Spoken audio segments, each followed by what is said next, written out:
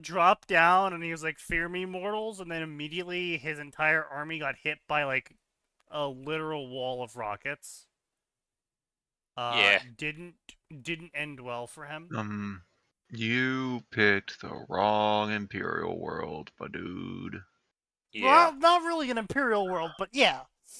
It's about to be. Oh, It's gonna about be to an be. Imperial world. Yeah, Look, true. Sneaky, it was always an Imperial world. You know, They you just just didn't showed know up it to yet. make sure people knew it. Yeah, you're just Yeah, making sure people know it.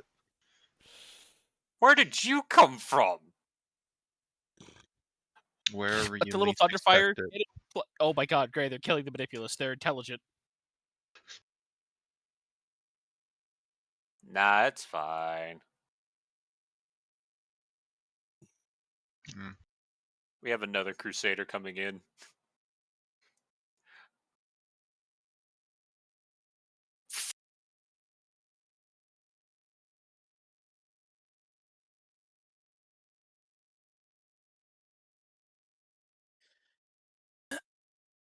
They don't really have the actual ability to kill that exorcist. I see. Alright, you. And so the Chaos Lord dies, not in acclaim or in combat, but to a mere exorcist. I just did 45 damage to a Vindicator.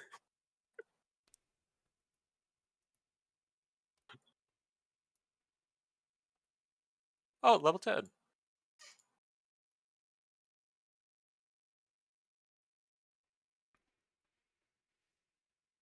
I have a level 10 Basilisk.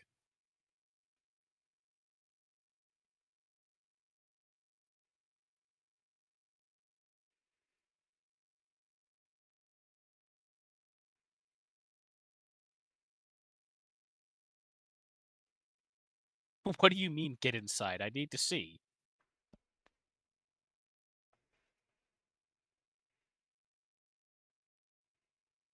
Please remove these termagants from existence. Thank you.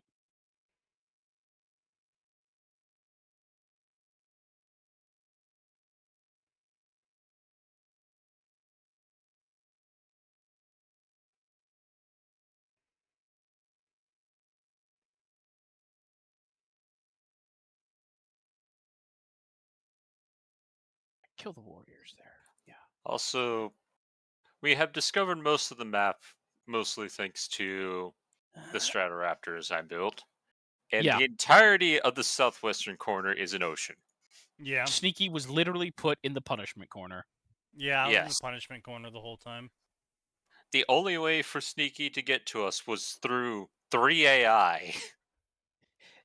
And to be clear, the closest possible path to get to us was a 2 hex wide land bridge, Max. That he was already occupying. So it was quite literally one of those situations. The Lord of Skulls hasn't come back. No, and I don't want him to come back, so I'm okay with that. I'm okay with him not coming back. That'd be actually pretty great of him to not do that. Anyway, I'm gonna stomp on a Chaos Marine. That's funny. Yes. It sounds like a great idea. The mapping question. As low res as it is. With activate windows. I love that the white is overpowering the gray, so it's actually activate wordos. Activate wordos. Activate wordos. Oh! It's still shocking how many people don't know that you actually can't just get Windows for free without pirating it. Yeah. You just get it. Windows Yeah, If Home. you're fine. Yeah. Hey, stop stabbing my level 9 Basilisk. If you're fine with activate Windows being there forever, which you'll get used to it after like a week and a half, there you go. Yep. I'm sure there's some stuff you can find that will actually just turn that off again without having to pirate it.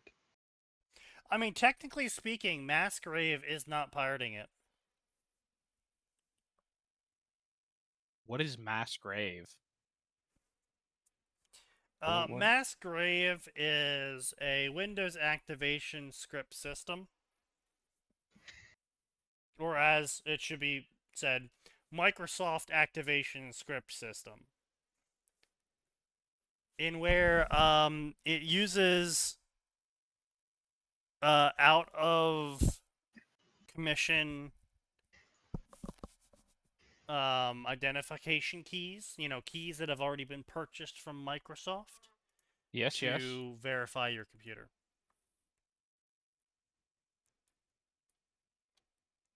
I see.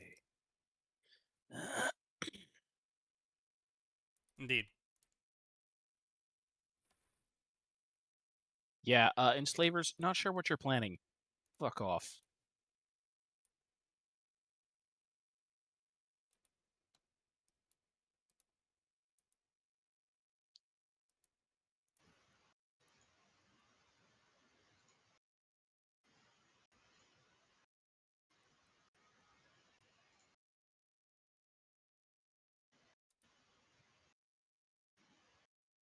I think it's really cute that all of these all these guys here can just fire at me. Are we almost wrapping this up here? Let's see. I'm trying. So yeah, not too many stories to tell about work that don't give anything away, of course, obviously. Yes. Nope, there we go. The orcs are dead. Finally. I mean, let's see, anything that comes to mind, anything that comes to mind. No, not really.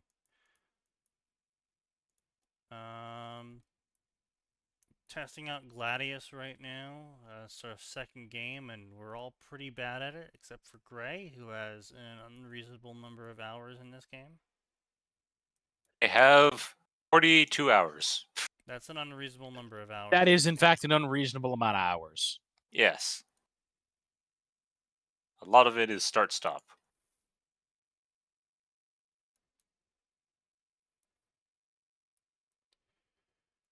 Let's see here. And we're actually almost...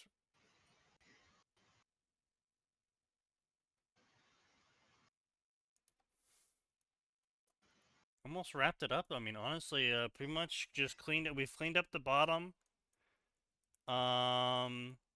We've cleaned up the middle. And we just got, what, 2 cities back up top? I think. Barring anything silly. As far as I can tell, that's the only thing. This fuck-ass Alright then. Don't you fucking... So we got a couple of my stories, actually. I have queued up early for this night. And then we can focus on some Warhammer fix to,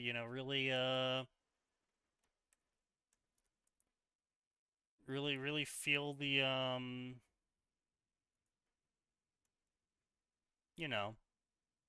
love. Hello, I mean, Aussie. listen, it's 11th edition just started. That's surely going to cause an uptick in fanfiction. I can't open that one directly on stream, but I can open this here, so I'll just do that here. And make sure to queue up this. And refresh that. Let's see, is Sign here yet? Sign is not here yet, which is shocking, because I know he's awake.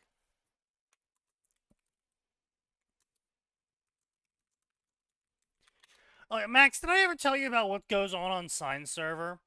In that, I don't like how you started that so... I don't like how you started that so aggressively. Sign. They what? We've all named ourselves Sign on Sign server. We have Sign Real, we have Sign Perhaps, we have .hack/sign, we have Sign I know you're Maybe. Evil Sign on there. I'm Evil Sign. You're all animals. We have Sign Occasionally, Sign Eater.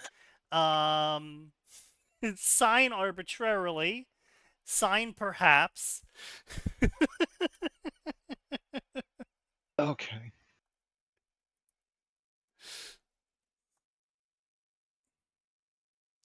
Bobby Prince, the legendary composer behind Commander Keen, Wolfenstein 3D, Doom, Rise of Triad, Duke Nukem 3D, and Quake is now dead. I mean, wait, he was born in 45? So that's what he What? makes him 80? Yeah, it's 80, 81. I would say 81's a pretty good age to die at. Yeah. Yeah, making it 8 decades is pretty strong. Considering the time It- he was born in, the life expectancy was closer to the 60s. Yeah, especially with all the stuff. Everything, really. Yeah. I didn't want to say it, but Listen, someone's got to say it. Mhm.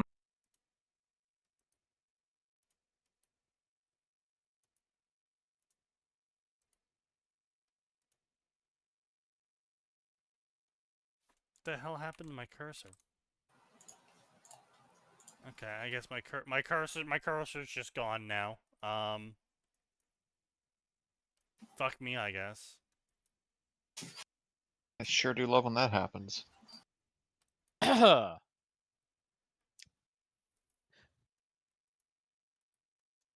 Bye, chickens.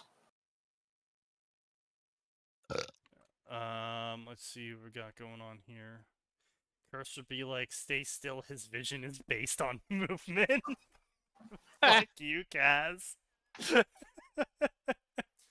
Brother's is he being a wrong? cunt and is playing loud music, not caring about neighbors. I hope we don't get the cops called on us again. Jeez, how loud is Damn. your fucking music? Holy shit.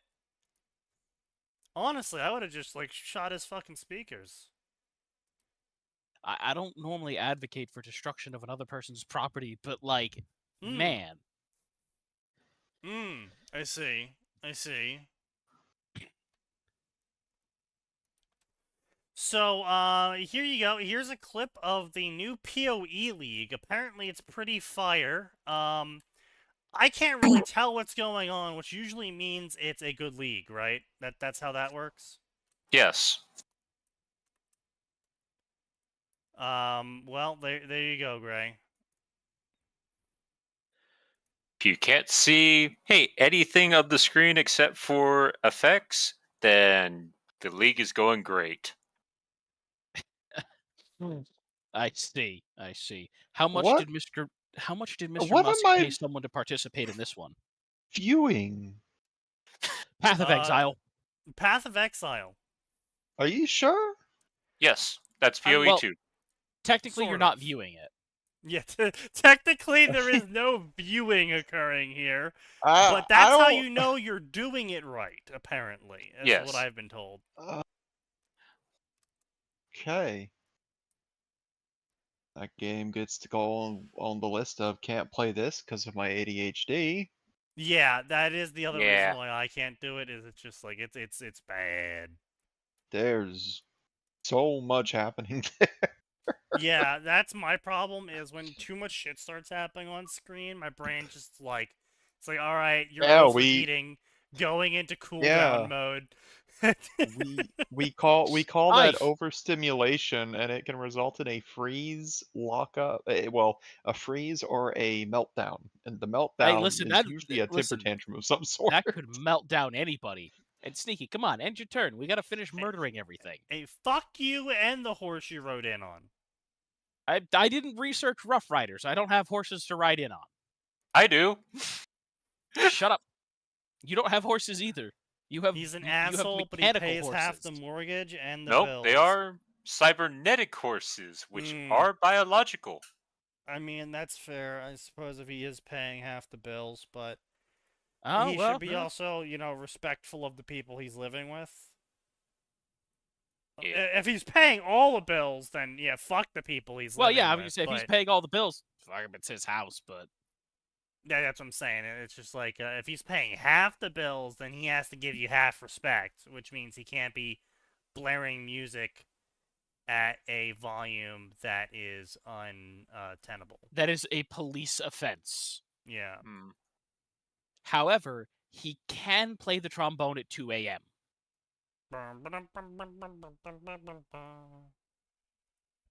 Kill those CSM already. Interesting. My cursor only disappears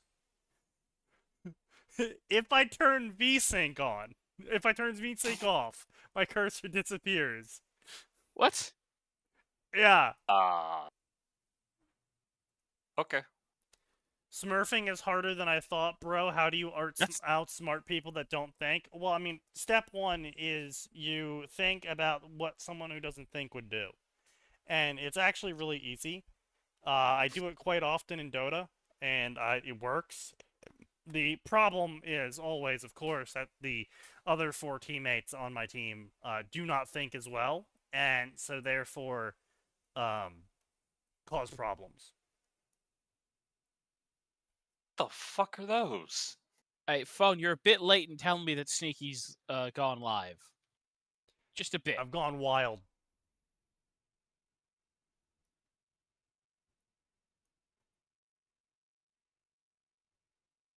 On Feral, more like. Damn straight. Let's go, Feral. Feral time, boys.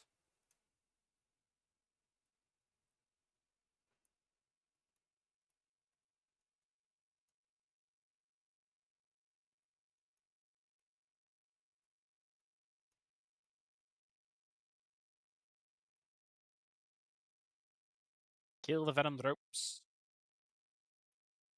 What is this tweet that was just like?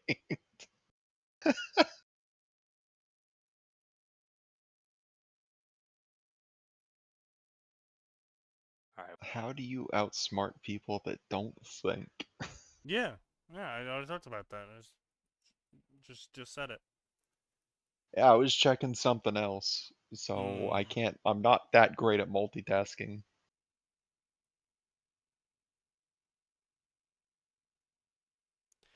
So, I will say, the Ceratus Night Lancers do a disappointing amount of damage. They hit Really? hard in the melee. They only get 2 Oh, swings, they're though. yeah, their I specialty's did melee the for melee. sure, but- Bro, I only did 2 damage to Chaos Cultists. In Because melee. they only had 2 HP. No, they have 22 HP. I did 2 Yes. damage. But did they have 2 current HP? No, they're still alive. How? That's what I said.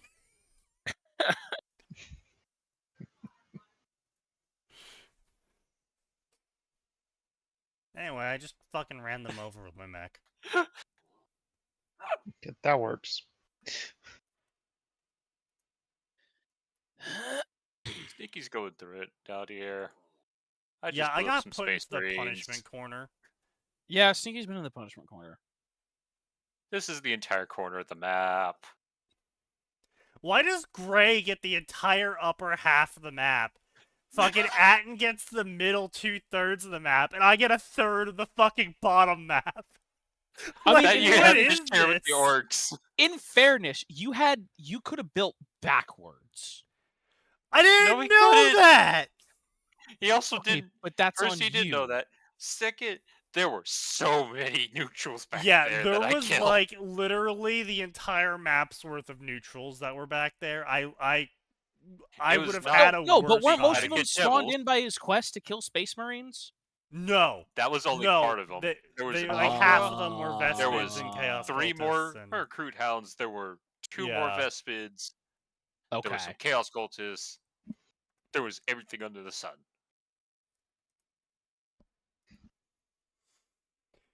But yeah, so that is do be what it do be. So gentlemen,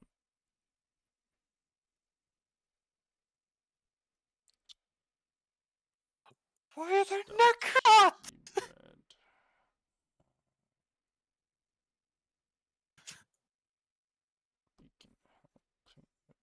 Oh, neat. I already finished my chapter 4 quest. Good job, boys.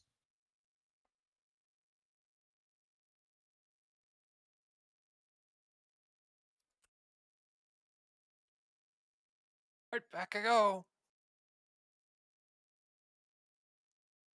The soccer shootout. Step up to the spot. Play now and score rewards. No, I'm good. What if I don't want to? Yeah.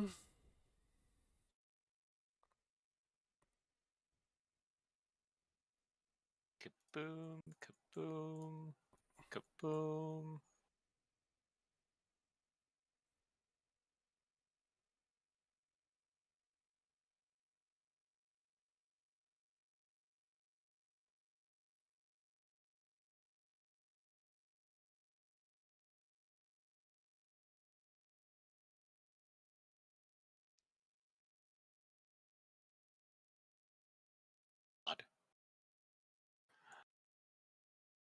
There's too many.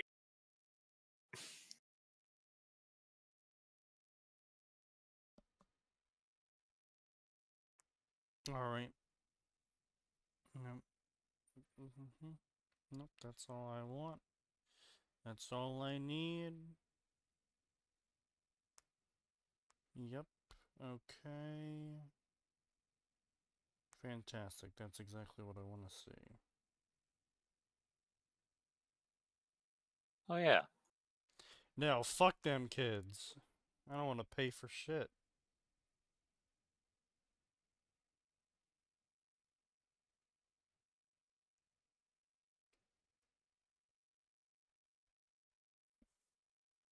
Sneaky, are we not streaming this to them? They aren't going to see this idiocy? I mean, yeah, let me try. I can try and set it up. Well, I would say, unfortunately. Oh, never mind. Nah, if you gotta figure it out, nah, forget it.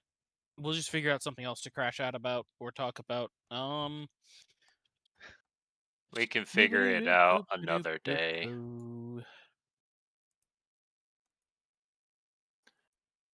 Capture window Gladius. I don't know. I'd see the real. Oh no, I can. Okay, yeah. So if we It's really straightforward, Sneaky. I promise. not You setting always, up that Max. you setting up that title card was a lot more complicated. Okay, you know what, Max? I've had enough of your sass. Hmm. Uh-huh. Yeah.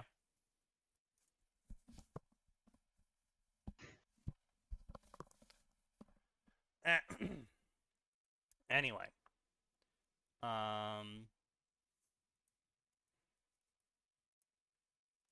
Yes, the bean bearers. Unfortunately, the bean bearers died. Yes. This has resulted in Celestine becoming very grumpy as she no longer has coffee.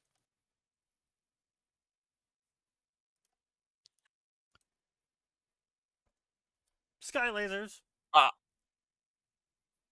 You see, the Saint's unfathomable power does not actually come from the Emperor of Mankind. It comes from a triple espresso. I can't believe you would give away state secrets like that. Why did you send me to capture a Catan? What?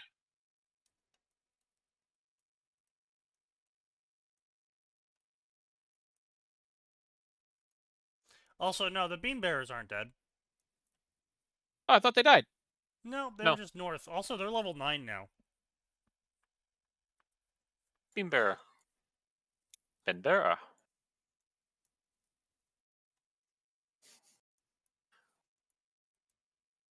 I got I've got the tank commander at level 10. I've got one Dorn at 10. One's at 9. The other's at 7.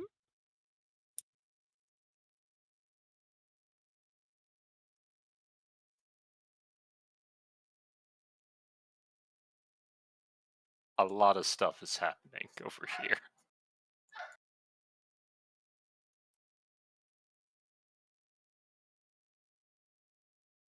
days.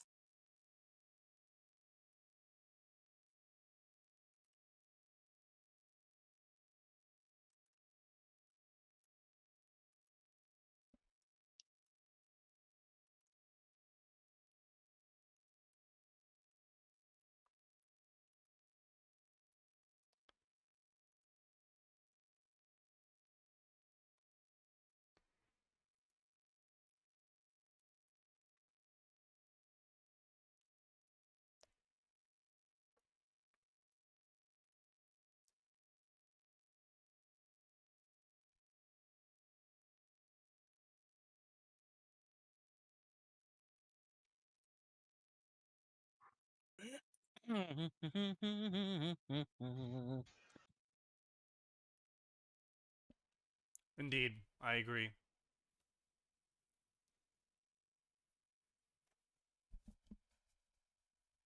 Oh, they summon even more Necrons. Well, yes, they generally do that.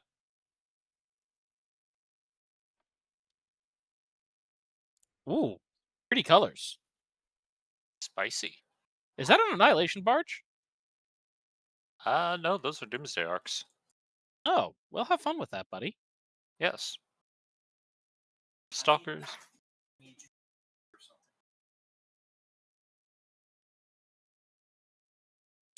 All right. Now that's damn. Damn. That's quite a kerfuffle you got going on there. Jesus Christ. I think you're gonna lose a night, buddy. That's a lot of Necrons, dude. Hey, Atten, can you end the game already? They have they have a fucking 173 health city and a city that I can't look at the health of yet. Okay, because Gray is not going to be. Come on, tank the Overwatch, Bulgrin.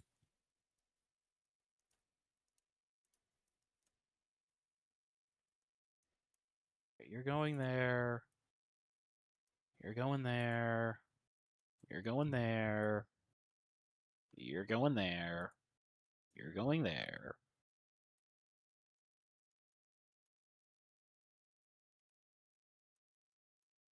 Fuck it, you go over there.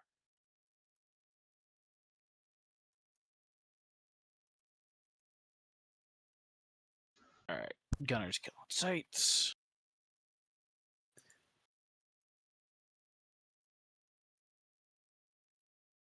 Da da da da da. Everybody fucking shoot it.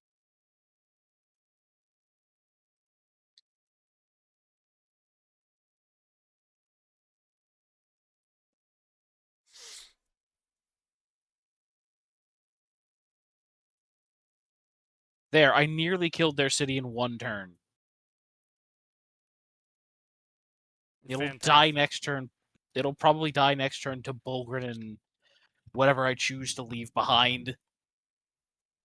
However, it's going to take me longer to kill the next city because I used a buff for that, so...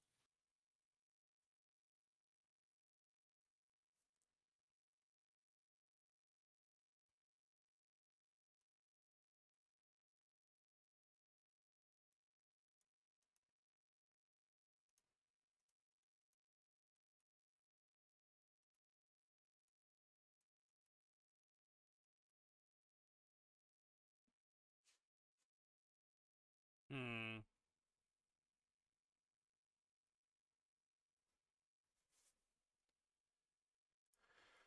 All right, well. Okay, let's see. So, first story we got here is called A Weaver's Dystopia. Oh god, yeah, this one. Boy. This was the Cyberpunk Edgerunners. Note, Cyberpunk Edgerunners, not normal Cyberpunk 2077 or anything. They explicitly want you to know that it's going to be Edgerunners, which means we're going to be doing the canon storyline of Edgerunners, except Taylor is somehow going to magically change the ending. I got news for you. Taylor is not fixing anybody. No. No.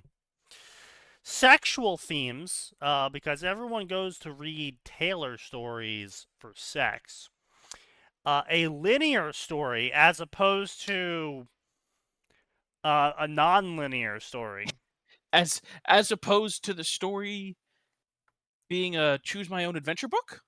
As opposed to the story, like, skipping around in time, I guess? I don't know. Okay, so the author's never going to do a time skip? I see. I suppose. Maybe that's what it means. I don't know what the fuck a linear story means as a tag for a story that's not choose your own adventure. I don't either. Hey, Greg, come on. Chop, chop. Finish killing Let's see. Necrons, So huh? Taylor's story ends with 2 shots to the head, ... However. Period. Oh, they've got a prime. Not how you use, however. But okay. Night City! Exclamation point. A city that never sleeps. A world nearer to the brink than ever. Not really. Actually, it's Cyberpunk 2077 is generally getting better. Actually, it's not on the brink of like a disaster again. It's oof. How do they expect you to survive this, Gray? With a lot of Skitari involved. I imagine so. And this is also the first time I've gotten to this point, so I did not know. I know. I'm just looking at this. I'm like, damn, they fucking hate you, bro. I am also one-shotting every Doomsday that reaches 2. Boom. Heal.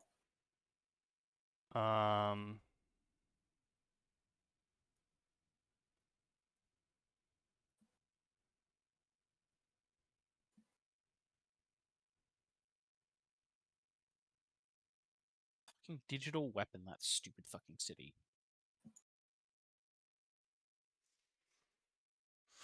Anyway, a tired hero turned villain and hero again.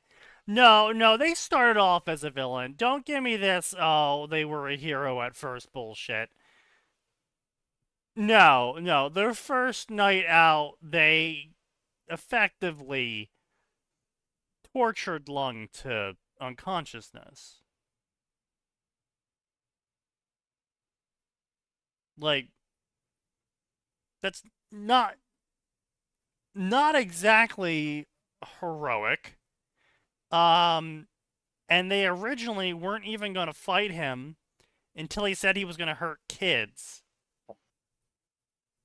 So again, not super heroic. And they also did not have any means of contacting the authorities if they successfully did arrest someone.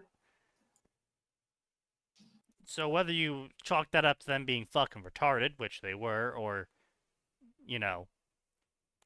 them not exactly thinking about that, kind of indicates maybe they weren't a hero. Yeah, we say it's not a great look either way. Yeah. So either they're stupid or they're not a hero. Great start. Turned villain and then hero again. And then again, I wouldn't really call it turned hero again, because the turned villain implies, then with hero after that, implies that they turned into a hero again after they were a villain. Warlord Skitter never really went away. She just kind of took a vacation to Chicago.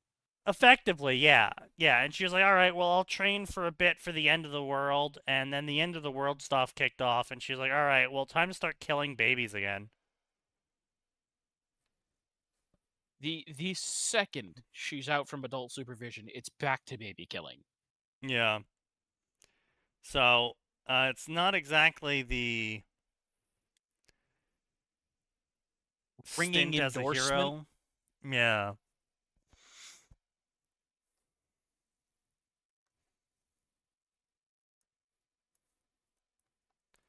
View highlighted tile with Celestine. Oh, okay. Oh, is that where the Umbras came from?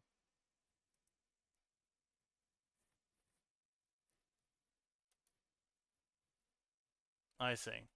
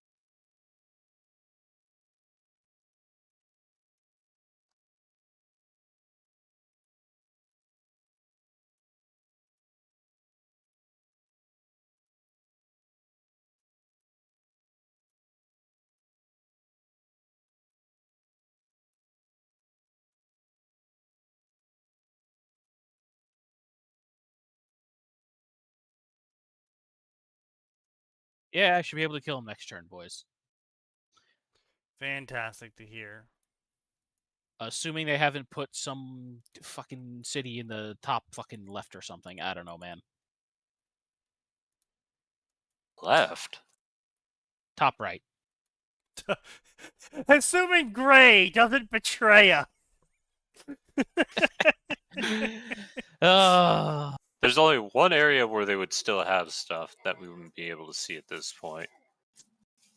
Yeah, I really doubt that they have. I would say it'd city have right to there, be. though. It'd have to be in here somewhere. Yes. Be incredibly small city. That's right. Keep shooting the Bulgrin. Wakes up into a city of opportunity, peace, war, and everything in between peace and war. Huh?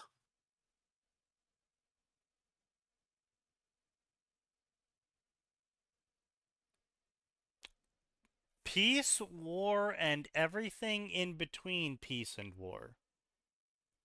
That's curious. You could have just said peace and war? Maybe a everything in non-linear between? story could be interesting if executed well, like a detective reconstructing the story of an event based on evidence of things that happened, with each major piece of evidence being a flashback chapter. Chalk that up to teenage white girl moment. True. No, I've actually seen a cyberpunk story, actually shockingly, a cyberpunk story in which it was in fact non-linear, and where the entire story was told from the finish to the start of the story. It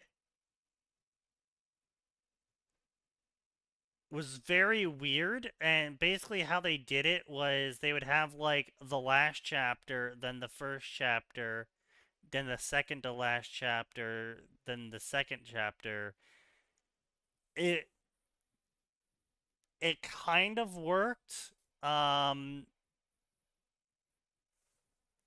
like the whole premise was that they encountered this one character that radically changed the climax of the story, and then the rest of the story was spent telling the story of how they ended up meeting that character. And it only really worked, in my opinion, because the character was already established before you read that story, because it was a sequel to a previous story where that character was the main character. I feel like if you had to read, and on top of that, yes, that was the 1,000 stories. Yes. Yeah. I would say 1,000 stories. That one was pretty good. Yeah, that was pretty good. But yeah, no, everything that happened there only worked partially because we already knew how strong and bullshit this guy was. Right.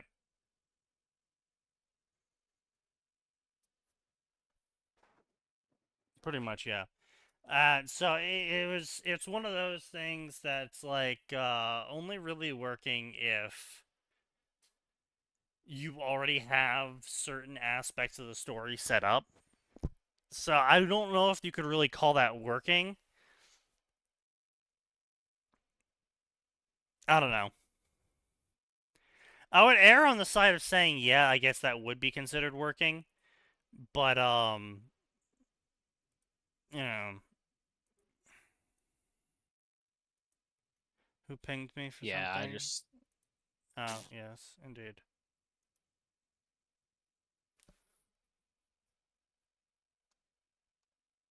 But yeah, look, the other problem with Cyberpunk is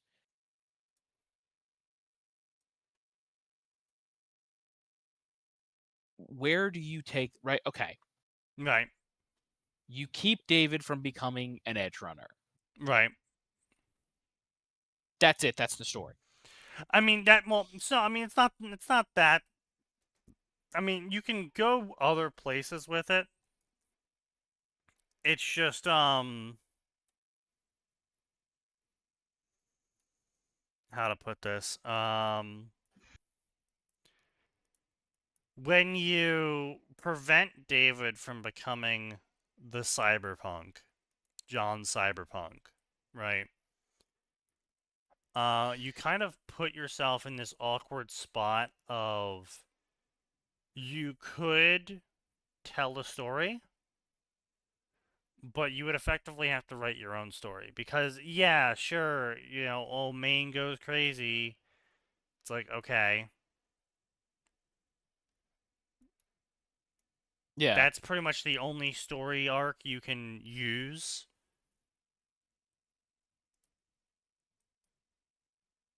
And I mean, that's not a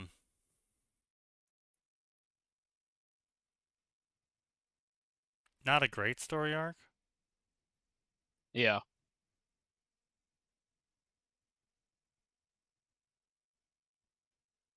Like again, it's not terrible, but I don't know. You can do better. Well, it's not that you can do better. I mean, it's just like it doesn't. It's not something to base a story around. You would have to create your own lore and world and shit. And unless, like, so here, that's the thing, right? Okay, so rewind it all. Recompact, right? Yep. The sequel story to the Thousand Nights, to the Thousand Arabian Nights, told a cyberpunk edge runners story that was focused around the edge runners plot line. I think David was still the main character, right? Yeah, Well, yeah, it yeah. wasn't. It wasn't just edge runners. I mean, they integrated both edge runners and the regular cyberpunk Yes. storyline. But what I was trying to get at was that it got away with the other nonsense it did because it didn't try and expand the world outside of the storyline we were already expecting. Right? Mm-hmm. But if you are just, you are John Cyberpunk. This is your OC, may or may not be a self-insert, doesn't have to be. But he is John Cyberpunk. He's coming in here. He's going to be the cyberpunk guy.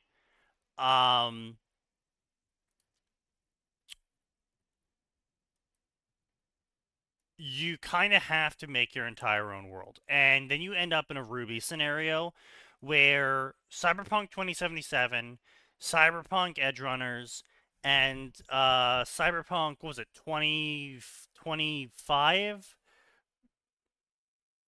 The original tabletop. Oh, the original. Because they all take place in 20... the one that takes place in Night City. Yeah. They all combined still don't give you enough content to write with. Yeah. Oh, no, okay. Sorry, the original was so it went 2013, 2020. Man, they were really overconfident with that Cyberpunk. Yeah, I mean, they were trying. I mean, yeah, sure, but I mean, I'm more just talking about they were like, yeah, we're definitely gonna have Cyberpunk by 2013. Yeah. Oh, I won. yeah, Oh no, we won because of you. Huzzah. Right. Okay, great. I killed it. All right, let's see who contributed the most here. Me, of course, as we all know.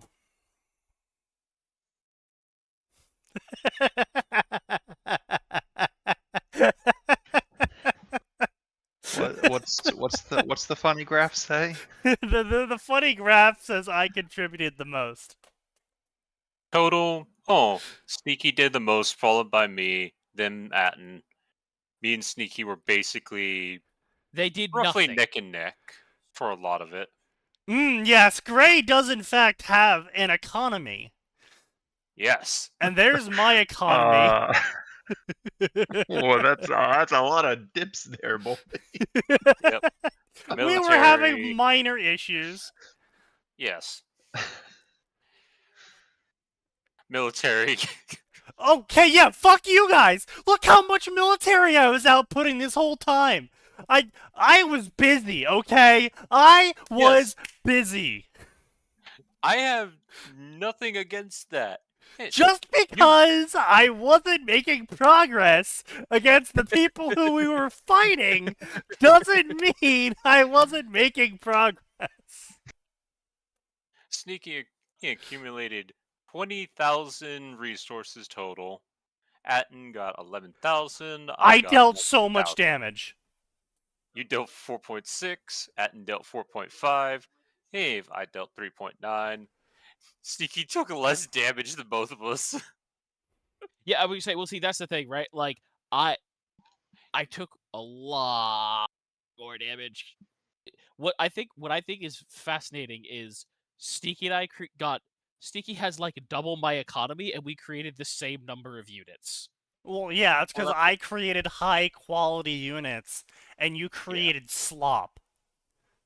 No, most of what I created was quality, You created brother. unit slop.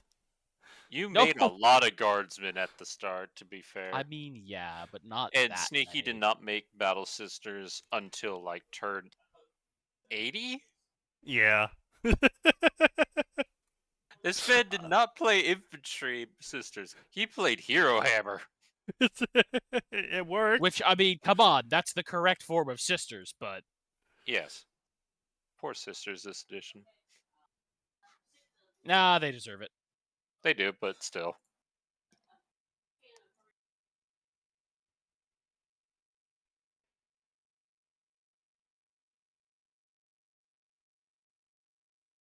Anyone who ever says sisters don't deserve it are liars.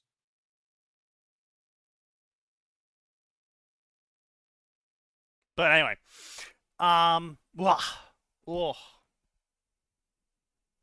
going through it, boys. I'm going through it. What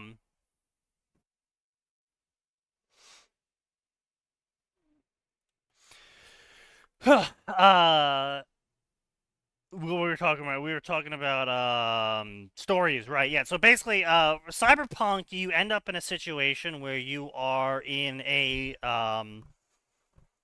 I want to call it something special, you know. I want to just call it more than just the Ruby problem, you know. I want to call it like I want to give it a good name, you know, the writer's hostage scenario, effectively, where you basically you're stuck in a sandbox that you have to follow a bunch of rules for, but at the same time, if you want to write anything, you have to effectively build the sandbox, fill it with sand, and then, you know, still follow all the rules. Like, oh, you can't use that color sand. Oh, you have to build the sandbox to this size. Got to color in these lines. But you still have to, you know, put all the effort in. Yeah. You have to build the sand. Was it build gym? Yeah, I don't know what to call it. I don't know a good catchy name for it, but it is the Ruby situation. Cause like the economy of Cyberpunk makes no fucking sense if you take 2 seconds to look at it. Like, you can't use the game prices because the game prices are total game mechanic. They are completely encapsulated by game mechanic. So it's like, oh, well, fuck. Okay, fair enough, fine. Sure, food's gonna cost 5 times less than a gun, and a gun's gonna cost you the price of 5 homes. But everyone has a gun for some reason, but they can't afford homes. Well, okay, no, hang on. The problem with the game mechanic is the problem with it is Cyberpunk is an RPG Yes. and it scales. Yes. Now, there are certain places that are going to be over leveled for you, and you should not go there until you are X level. But all the stuff that's underneath you levels. Yes. And the problem with that is so that by the time I'm level 30 and I'm picking up gold and gold and purple guns and all that crap, every dumb gangster has like a 1 in 3 chance of dropping a purple gun that costs the price of a house.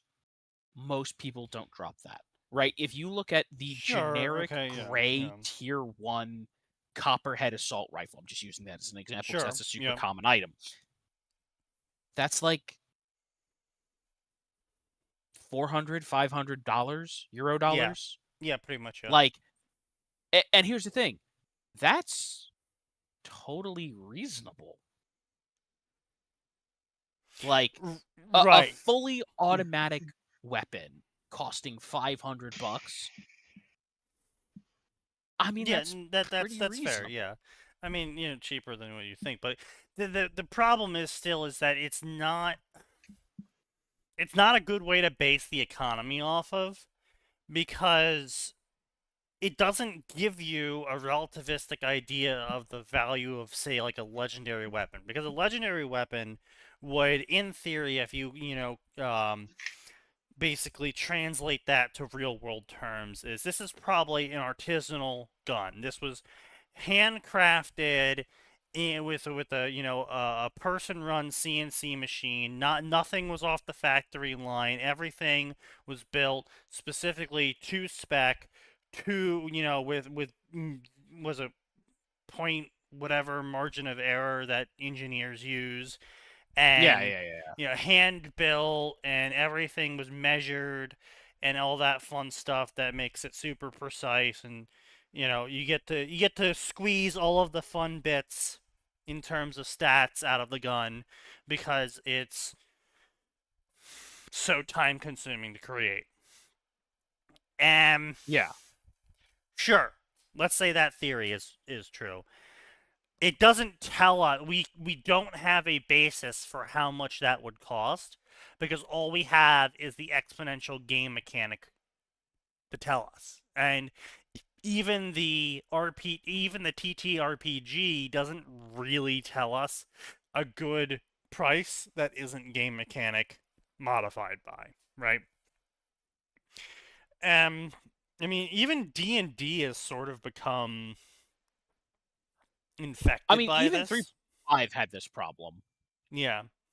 Is they significantly moved away from making things based on the economy, and they moved more into the realms of making things based on player action, because players didn't want to think about an economy usually. And I mean, stupid people are stupid people. And they just wanted they saw, oh, this mission only gives us 3 silver, but the sword I want is 29 gold. This is stupid. DM, can I have money? DM, can I have money? DM, can I have money? And, instead of telling them to shut the fuck up, sit down and play the video game, or play the TTRPG in this case, Wizards of the Coast was like, oh no, people might stop playing our game if we don't make it stupider. So, we ended up I with mean, what we ended up with. yeah, but here's the thing. I think there's a completely separate set of problems there, which is that when you take here's the thing, right? The scaling in any RPG, TTRPG or video game RPG, rapidly gets wildly, wildly out of hand. Like, absolutely insane. Because in 3.5, it's what? A nice cost of living is it's what, like 2 gold a month? 1 gold, I think.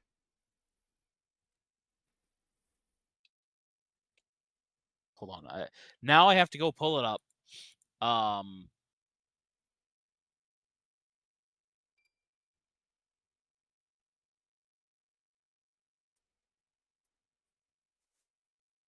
What do you mean they've delivered my order? Oh, okay. Okay. Oh, Yeah. So 3.5 was the adventurer standard of 12 gold per day, which included a room, board, mending clothing and equipment, restocking arrows, and healing all of your like damage between adventures. right.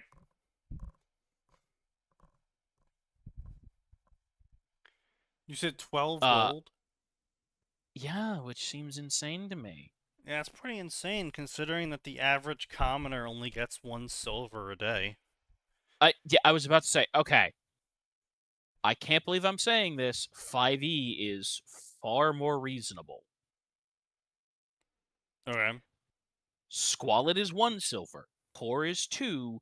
Modest is 1 gold. Comfortable is 2 gold. Wealthy is 4 gold. An aristocrat is 10 gold. A And month? that's a monthly cost. Okay. Yeah, okay. So I mean, it's better, but not great. But I mean, again, like the problem is you can say, "Oh, this is the cost of living," all you want, but at the end of the day, shit like plate armor should cost like 1,000 gold then.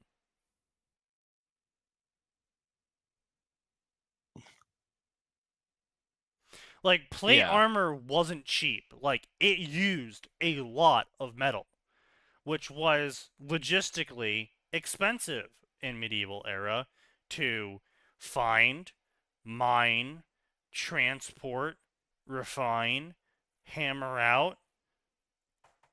Yeah, and certainly it got to the point where they could create larger armies with it, but it was still like, oh, Yeah. thank you, We did reach a point where they were in fact thank you, mass producing plate mail, thank you. but Yeah, yeah, it's an awkward position because I understand. Obviously, you don't want plate armor to be out of reach of everything, but at the same time,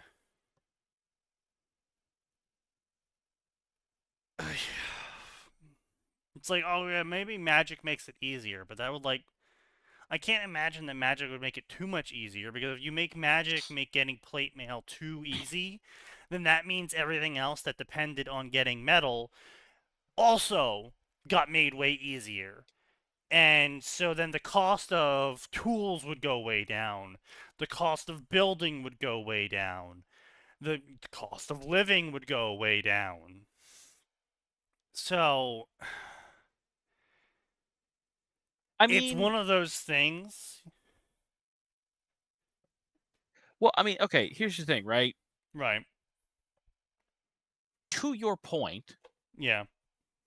3.5 full plate was 1,500 gold. Yes. So yeah, I mean, getting full plate was wildly expensive. I mean, even just getting any of the heavy armor was, yeah, it was like, shit, you've accomplished something. Yeah. It's Oh wow, 5e kept the same costs. Yeah, but the problem is that like, Gold's way more inflated in 5e. I know. well, yes, gold's way more inflated, but the problem in 3.5 and 5e was that it was partially the DM's fault with this, but you with certain classes started with that armor. Yeah.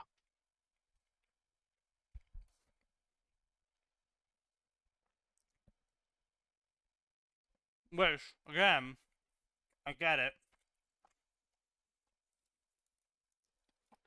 You can't have certain character fantasies like a knight if you don't have, you know, the knight armor. But at the same time, if your entire I understand why they're like, okay, well, it would be expensive to be a knight, but we also don't want to make it someone's entire existence in the campaign to just get enough money to finally buy their +0 plate mail. Yeah.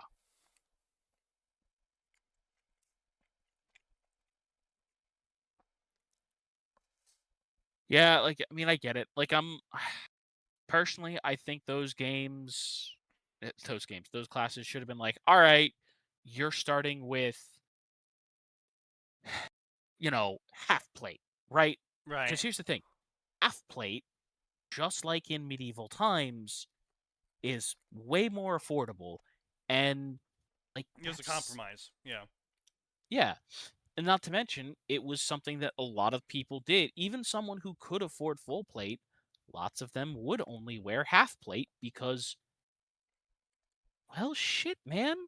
Full plate is full plate. And yes, it's much easier to move around in armor than most people think. You can do running, jumping, acrobatics, blah, blah, blah. It's still heavy as fuck.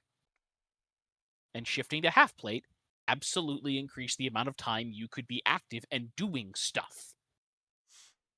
I think the whole argument where you draw the line is that it's fantasy. Yes. Obviously. That's why all the RPGs, all the TTRPGs, that's why everything ignores it. That's why they make the costs of everything based on how much money you're getting at that point in time, when you're getting it, as the expected levels, and all of that stuff. Because there's no point in a video game of balancing costs around realism unless the idea is that the video game is based on realism. Like, someone made a mod for Kingdom Come Deliverance that changed everything to period accurate pricing. Because we had a fair amount of records from back then of what things cost, where things cost, blah blah blah, right? And I thought that was cool.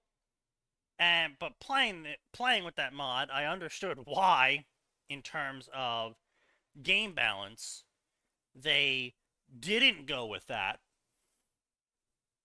But I felt like if your goal is to make you feel like a peasant trying to become a knight in a world that is kind of falling apart around you in terms of the political and social sphere due to a brother succession war, I feel like that little extra bit of realism could have been nice, but you'd have to figure a way of balancing it. But I mean, again, you say it's in the name of balance, but the problem is like in a game like, Kingdom Come Deliverance, one of the quickest ways of earning a shitload of money is to go rob the castle armory when everyone's sleeping. Which kind of, destroys whatever balance you were trying to do in the first place. So, Yeah. it's... And the castle, by the way, the castle that you get to immediately out of the prologue. So it's not like it's a hard journey or anything. You wake up. Yeah, I mean, that's always one of those problems in video games is what do you do with if you're trying to control economy, what do you do? Because okay, the player stole a bunch of stuff. They're obviously going to break the economy because crime pays and crime pays super well, but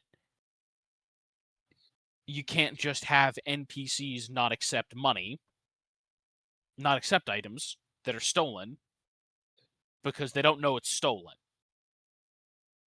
Right. And well, not only that, you can't have NPCs searching forever for this thief. Because while that would be realistic, that they'd be very suspicious of anyone coming, in with armor to sell after the armory of the castle got robbed, you can't really basically exile the player from the player town forever. Because they have to get on with the quests. They have to not soft lock, effectively. Like, you can't put in something into a video game that's single player. That soft locks the player without it being obvious that it should soft lock you. Like, oh, yes, you can technically kill anyone, but if you kill the quest important NPC, obviously this quest wouldn't be able to be finished anymore. Duh, right? But oh, you stole some things from the castle. It's not obvious that you wouldn't be able to go into town anymore because of the heightened awareness level of all the castle guards. Like, that's... It's kind of obvious, but at the same time, it's not fun. Because then it's like, oh, well, what's the threshold that they activate at? Okay, does it ever go down? So I can only steal this much. Like, once you gamify their suspicion levels and all of that stuff, then players are just going to play around stealing. If the guards go on exile alert at 3,000 gold, because obviously they can't go on alert. Like, you could tie it to specific items, but then you would have to make those items named items to make them differentiated from normal items that could be sold, and it just becomes too complicated to try and add realism into that aspect. Yeah. So I get why they don't do it. It should be obvious, Right, though, so unless you're a dark side Phil. True. so I just finished Gothic 1, Right. which is a game that hates you and Fair. makes it very clear from the beginning that it hates you. Right? Right. Following. That game has a couple different things. If you... Oh, how do I say this?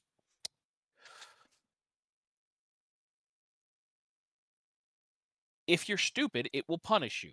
It is Right. entirely possible to soft lock yourself in that game. Uh-huh. If you piss off all the guards, you can't go back into the... like, if you piss off too many town guards, that's it. They're all pissed off at you. You're done. You won't get back in. The guards will just start attacking you on sight. If they catch you stealing too many times, well, that's it.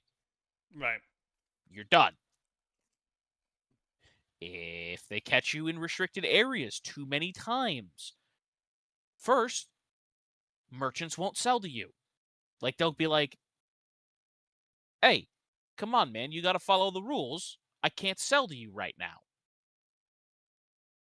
You wait a day or two, it goes away. But if that keeps happening, the penalties get longer and longer. And that's not even touching the fact that every side quest, just about every side quest, you just kill the quest givers. Right. You can go into every single main town and just start killing people. Right. except for a few very important quest NPCs. Right. But you can soft lock yourself in that game super fast, because if you kill all the quest givers, you don't get no more XP. I mean, you can get XP by killing stuff, but there's a finite amount of monsters.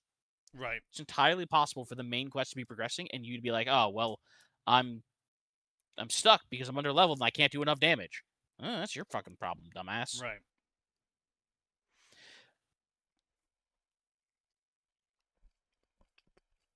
So yeah, I mean, it is possible, and as long as you make it, I think if you make it clear to the player that, gasp, actions have consequences, that's fine. Like Oblivion did the whole, kill anyone you want. We'll warn you that you just killed a quest NPC, a really important quest NPC. Morrowind. Or Morrowind. Oblivion didn't had Oblivion- essentials. No, didn't Oblivion have some characters that if you killed them or if they died, it was like the fate of thread is severed or whatever, reload it? No, that's Morrowind. I know Morrowind had it. I thought Oblivion had that. Nope, only Morrowind. Oblivion was the first one in response to player complaints and in an attempt to attract a wider audience. Oblivion introduced essential NPCs. And that's not to say every quest giver was essential. Of course not. There was plenty of times where people were like, I can't find this quest giver. What's going on? And then they're, walking through the fucking forest and they find the dead quest giver. And it's because his radiant AI was like, oh, go pick berries today. And then a monster spawned and he ran from the monster and the monster eventually caught up to him and killed him. Yeah, or the monster chased him towards an Oblivion gate. Yeah. Very common, yeah. And so that was a big problem in Oblivion, is that a lot of the good side quests givers were killable. And you didn't realize they were side quest givers until you looked up a guide. Oops.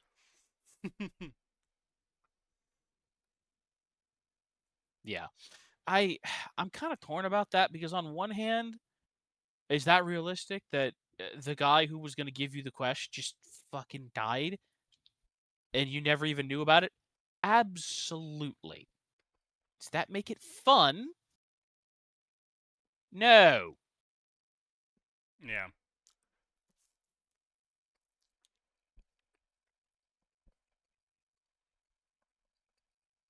It's the thing, right? Like you're always going to have to make compromises between gameplay and mechanics. And of course, when players are doing stuff, it's up to players to correctly Not be understand, stupid. right? If they go to take part in your universe, what's a mechanic, what's not, right? Mhm. In Dark Souls, all of your stats are a gamification. However, Right. the process of getting souls and getting stronger is not. The RPG mechanics are simply an abstraction of what your character is doing when they get souls. Right.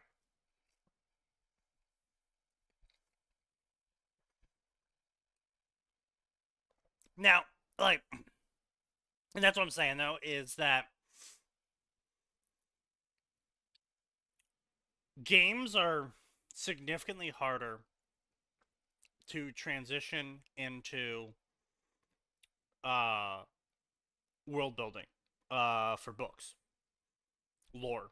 Like, if you notice, R.A. Salvatore, in all 60 of his fucking books, or 70 books, or however many books we're up to at this point, 6,487. has effectively never, in a single book, ever brought up the economy or affordability or the prices of anything beyond saying we don't have enough money or we do have enough money, and then not saying how much money that is beyond a lot or little at most. Yeah. if he even brings up how much it is. And when he has them pay, they just say they paid for a night at the inn. He never says how much. He never says whether it was abnormally high or abnormally low, unless that was a plot thread. He doesn't bring it up because R.A. Salvatore realized that trying to do that shit in the fantasy world is just... it's hard. Yeah, I mean, There- he does there's a bring lot of costs up. factors. Well, He yeah, does but bring costs up, and he does bring gold amounts up, but like a lot of the time it's because it needed to be relevant or it was yeah, important. but he didn't expand on it. He didn't build out the economy. He didn't try and show, oh, this is how much it takes to live our day. This is how much normal food is. And, not during a crisis. Blah blah blah blah blah. Like, he only brought up prices of things when it was a plot relevant thing. Yeah. And that's not really a good way of basing the lore of an economy off of, in terms of people trying to write inside that world. Yeah. Certainly you can do the same thing with a Ruby story. You can do the same thing with a cyberpunk story. But that limits your ability to talk about certain things. Like, if you want to have your character be creative and show off, like, oh, they're smart because they created a mercenary company and they accepted contracts like this. Well, now you have to talk about the contracts. And because you're talking about the contracts, you have to talk about why your character accepting the contracts, the way they're accepting them, and how much they're accepting them for, and whatnot, makes them smart. If the whole point of this whole scenario is to show that your character is smart, then you have to talk about those sorts of things. And now you have to start... You effectively you don't have to make a fully fleshed out economy, but you have to start thinking about the economy, and you have to shine enough light on a hypothetical economy that is taking place in your world to show that your character is smart in the way he's going about acquiring money, if that's how you're trying to show it. And that's why most people don't do that. But again, this is fan fiction, and of course, well, none of these There's people are paid always authors. more, and it always gets worse. Yes, but none of these people are paid authors, is my point, and so they're not sitting there thinking about these ideas and going, oh no, wait, if I do that, I would have to show all these things. They're like, no, my character's gonna be smart because he's gonna abuse economy mechanics to quickly gain wealth. And it's like, then they show it off and you're like, wow, you're fucking stupid, this is stupid. Or they're a smart person and they're like, oh, I am going to fully write out and flesh out this world 100%, and I will create the full-scale economy because I'm autistic. And then they burn out because it turns out that creating a full-scale economy for a fantasy world is really frustrating and difficult. Yeah, who knew? Who would have guessed that one? Yeah. Yeah, who would have guessed that one? Anyway, That's it's what it is. poor. Peace Indeed. and war. Poor. Yeah, par. No, we can't do that. That's already golf. Indeed. Well, no, par for the course is as expected. Yeah, I know.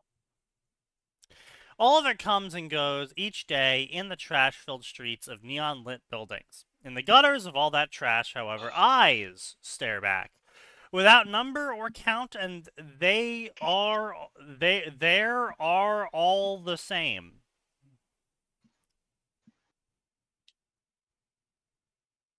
Okay. A million eyes watching, without number or count, immediately numbers them.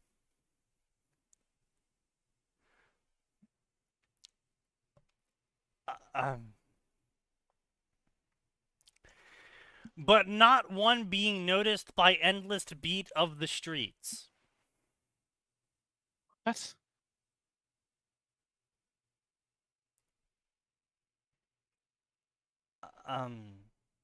Okay. The city that never sleeps won't be sleeping any better in the end, that's for certain.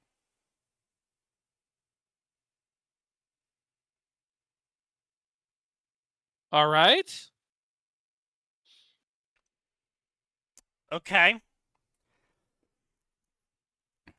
They are without count. There's approximately 1 million. They never notice them. They're all there. They don't sleep. They'll be sleeping worse after this. Author, I'm going to need you to stop mixing up your idioms. Or at least stop counter-explaining them the second you use them. Just really excited to sound smart, Sneaky. Remember, you can't Yeah. write a character that's smarter than yourself. Yeah. Well, you can, but that requires a level of intelligence to do it right that a lot of people don't have. A reminder that Sherlock Holmes was based off of a professor Doyle had known. Yep. Yeah. So he was writing a smart character in a good way while not being that smart himself. Because the professor he talked with was that smart. Yeah, but that does, like as you said, that has a prerequisite of you know, You still need a certain level of smart to do it. yeah. Yeah, well, once you reach that point in life where you realize you know enough to know you will never know everything, that's a good start. It's a solid start, maybe. Usually. Yeah. Or, you know, you have a midlife crisis and you break down and you go study Buddhism and become a Buddhist Christian.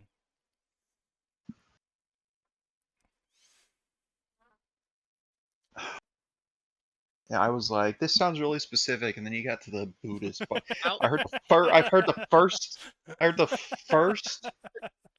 syllable of the Sneaky, Buddhism, like, oh man, he Yeah. really Sneaky, went how there. does your friend seem like he's less sane than Trevor from GTA 5? Hmm. Well, it's really Despite weird you showing- say that. Oh god. Honestly, your brain on leftism. That's the only thing I can say to it in response. It's just your brain on leftism. Like, this is why I call leftism a religion. There's no logic. They get to their conclusions by emotion.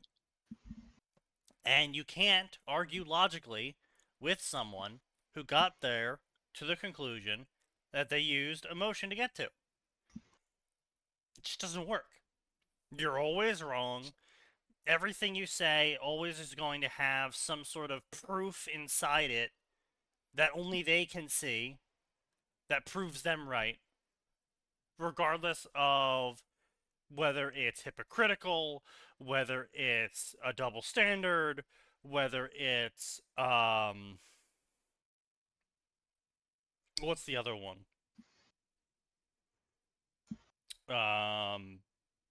A horrible mistake? No. It's like where they hold one position and then the next day they hold a position that's basically the opposite of that. But Wishy-washy? flippy floppy, wishy washy, whatever. Yeah, whatever you want to call it. But effectively, it's not that they hold that position because they believe in that position. It's they hold that position because they believe that holding that position in that conversation at that time will make them beat you in their minds. Because again, they're not getting to these positions by logic. They're getting to these positions by emotion, and where they have a central core thesis, and then they use emotion to figure out what they need to say to promote it effectively. Mm-hmm. And that's why I call it a religion.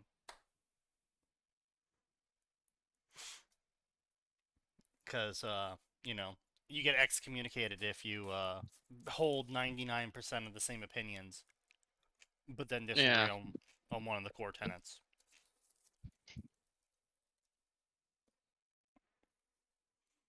And What was that comedian who brought up about the Bigfoot enjoyers or something like that? Fucking wish I remember. probably Bill Burr or Probably, yeah. George Carlin or something. Pain pulsing down,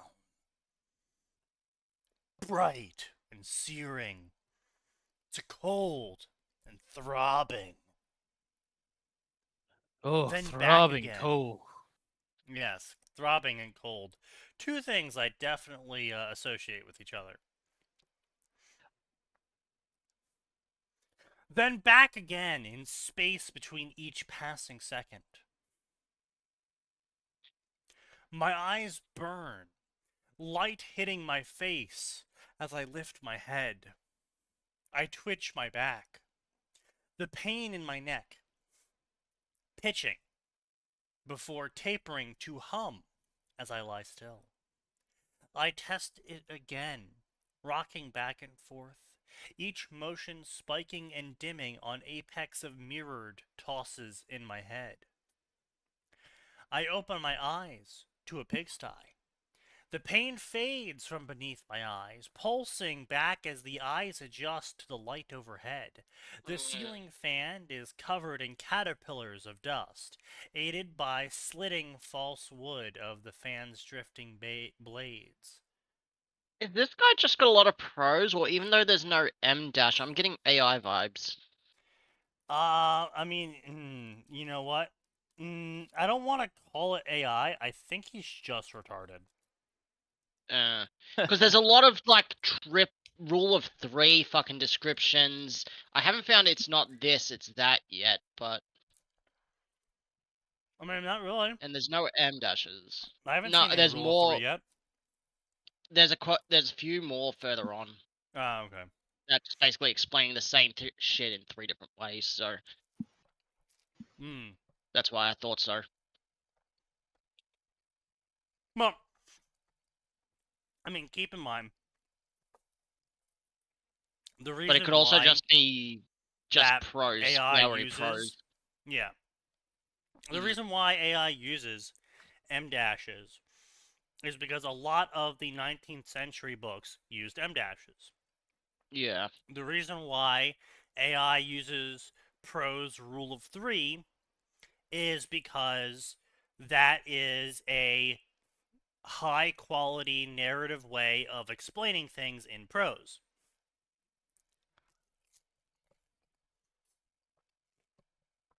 Another thing is it's all chapters around 2k words with daily updates is a bit also suspicious to me. That is the other thing, yeah. The point being is that AI, the reason why AI does everything it does is because people did it before, and it was popular or accepted as the standard, and then the AI was trained on it, so it does it. But the problem is that what makes it what makes those things, M dashes, rule of threes, the staggered sentence structures. What makes those bad when AI does it is AI has no concept of what it is writing. It is formulating things by like a math equation. And so it'll say shit like, the AC was rattling like a wrench caught in a fan during a summer heat. Yeah. And it's like, huh? That doesn't make sense. Yeah, no. But to the AI, that's perfect. Yeah.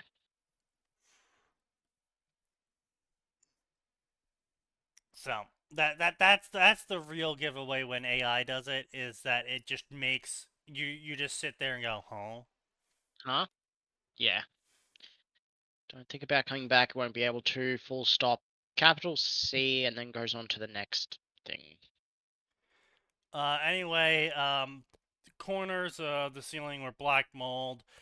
Blah blah blah. Room is worse than the ceiling. Trash. Blah blah blah. Real water. Blah blah blah. Throbbing head. I wake up. Blah blah blah. Grime and dirt everywhere. Everything's dirty and grimy and dirty and grimy. Everything's dirty and grimy, and my throat's dry, and my throat's dry, and it's dirty and grimy, and everything's dirty, and the floor is dirty, and the walls are dirty, and the table is dirty, and everything's got dirt on it, and it's grimy, and it's dirty. Did and we mention grimy. there's dirt? I was shot. Can you bring up the blah, mold blah, again for the blah. 4th time? Right.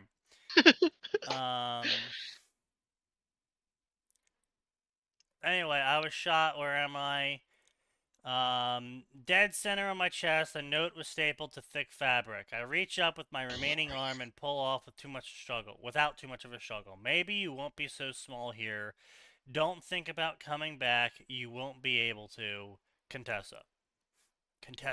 Yeah, Shit.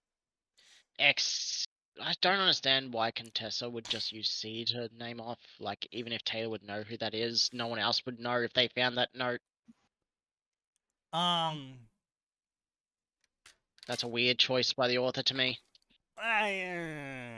Honestly, I could see it as like Contessa is so paranoid. The idioms at the start of the story are less coherent than the wrench in summer heat.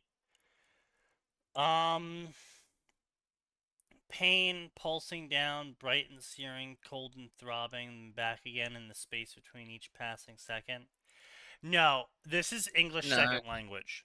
This isn't, I don't know how to make an idiom.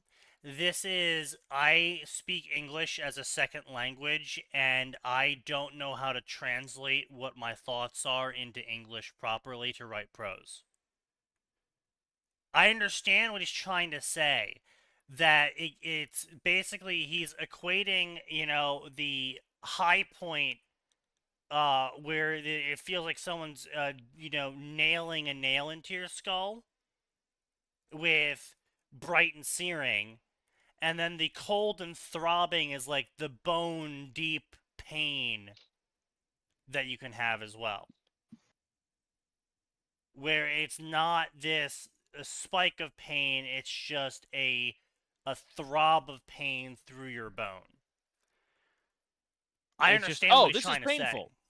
Yeah, the ones about Night City I've been sleeping. writing for a while. Oh, the run about Night City sleeping at the start. Oh, yeah, the city that never sleeps won't be sleeping any better by the end. No. Like I said, again, this is not AI. AI would choose something that is nonsensical. There is a sense here, and the sense is retarded. So, to comprehend their idiom, you either have to be English second language with a low proficiency in English, or you have to be retarded. So, to their understanding, there is a phrase called "the city never sleeps," and now you have to inject being an edgy retard into the phrase "the city never sleeps." Okay, well, the city never sleeps, yeah? Well, they'll be sleeping less well after I'm through with them. See, edgy retard.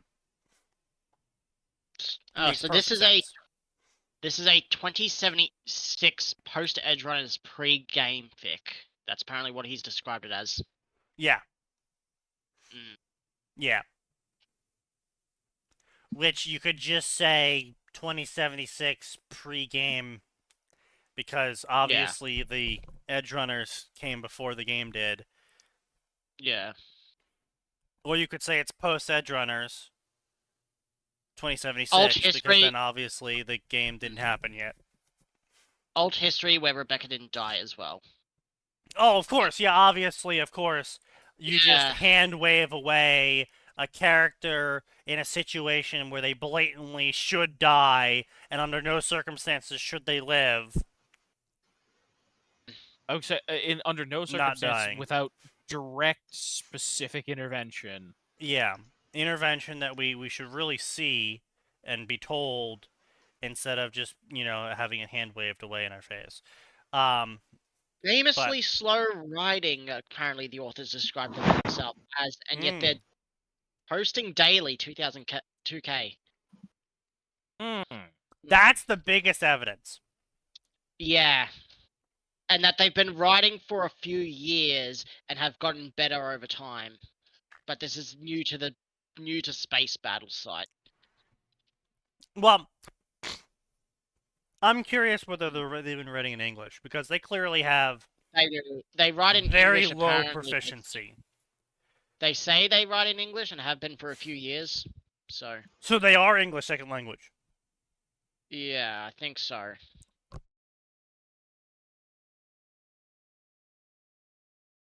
No, I write in English. I'm just imperfect and forgetful. Never mind.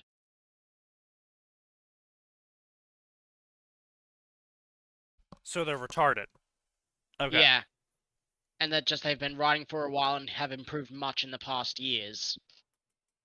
As for editing, I'm normally do it fast, horrified but at the things idea that don't. they were worse. Yeah. U.S. school system.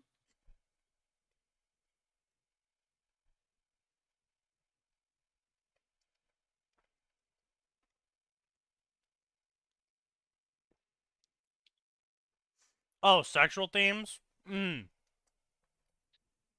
Isn't Taylor like 18 by the end of Worm? It was hinted but never outright stated. Her leg was limping due to a lingering anesthetic, which wared W-A-R-E-D off in time. Ward off in time? A surprising amount if insects can handle water. Yeah.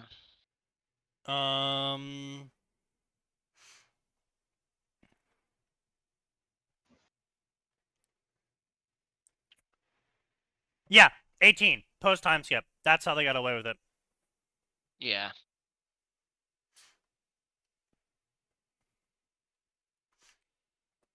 So, yeah, everyone's above the age of consent.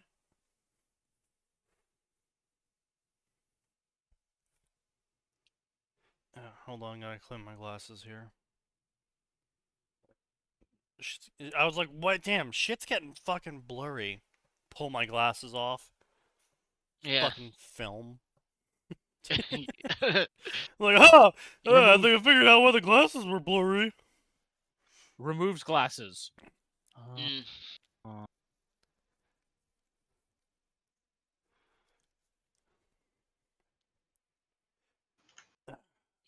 Alright. Oh, yeah, that's way better. Damn. Hey, guys, did you know that cleaning your eyes makes you see better? Cleaning your eyes, eh? Yeah.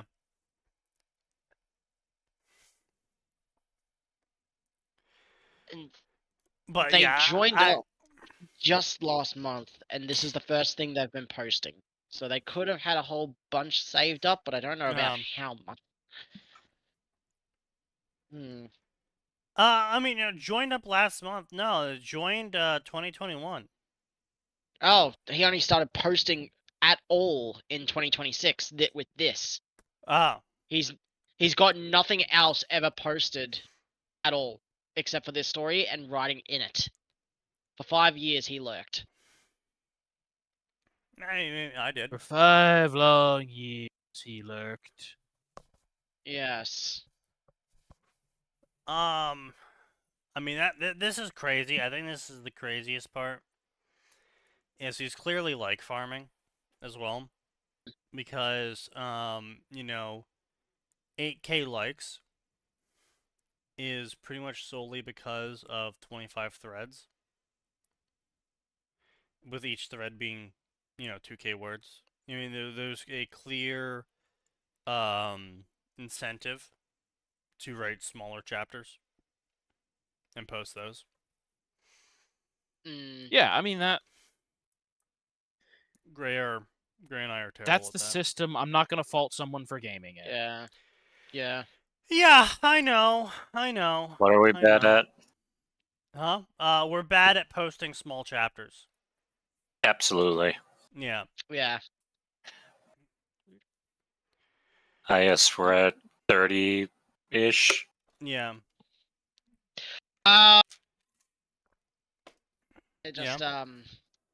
So I just decided to Google their username, Yeah.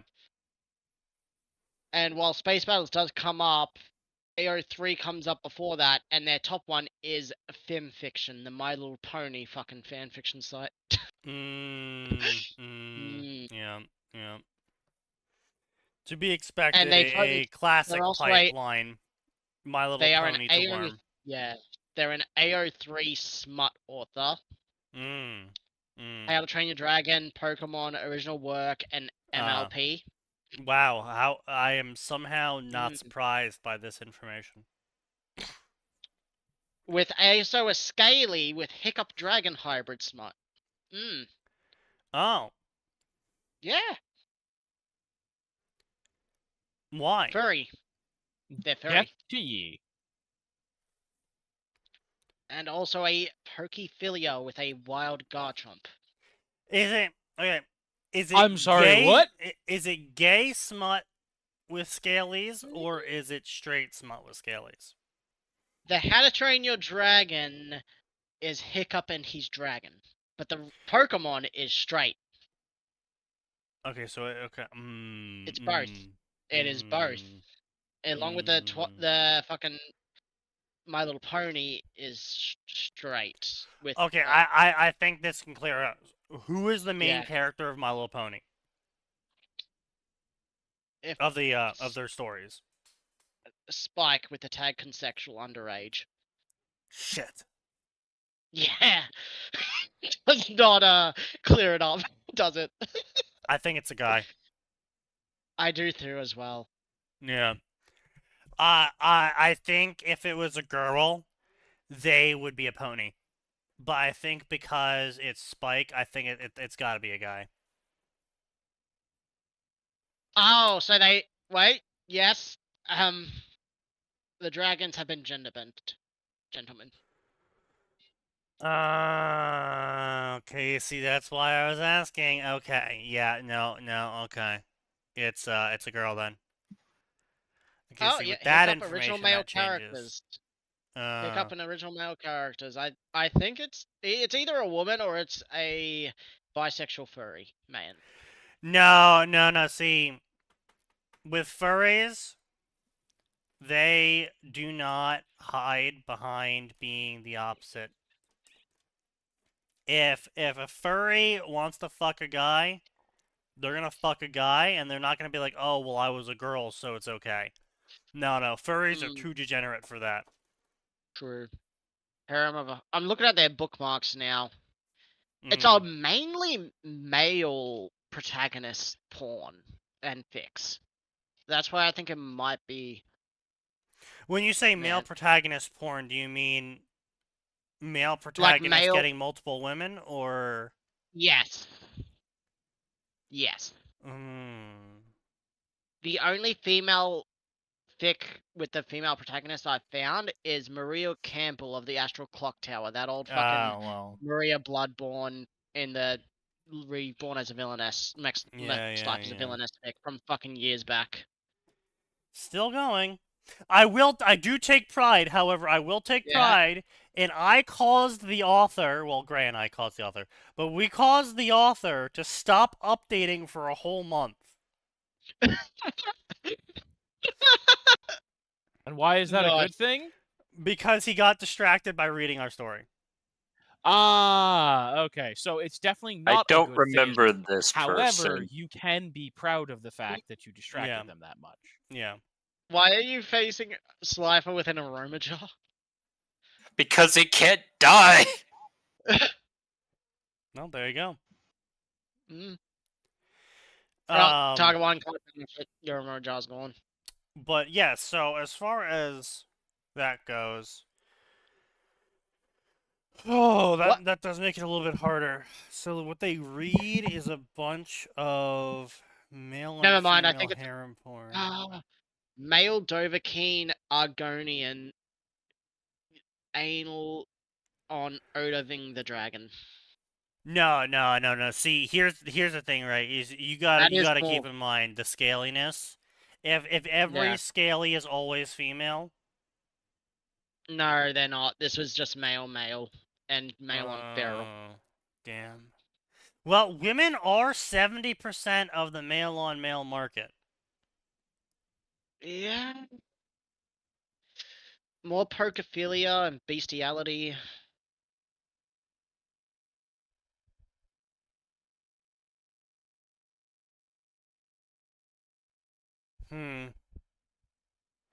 They are Male, making it male. hard. They are Ma- making oh, it hard. male, and preg is in their bookmarks.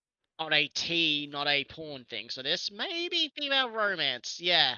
Yeah, I'm more does leaning towards definitely female give now it after finding credence. Yeah. yeah. But anyway, I think so. Back to the point. Contessa's note about maybe you won't be so small here. She was not small in her own No, world. I'm so sorry. in Worm, at the end, when Taylor regains a very small modicum of her senses back right before Contessa kills her, she tells Contessa while staring up at the stars, "Aren't we so very small in the end?"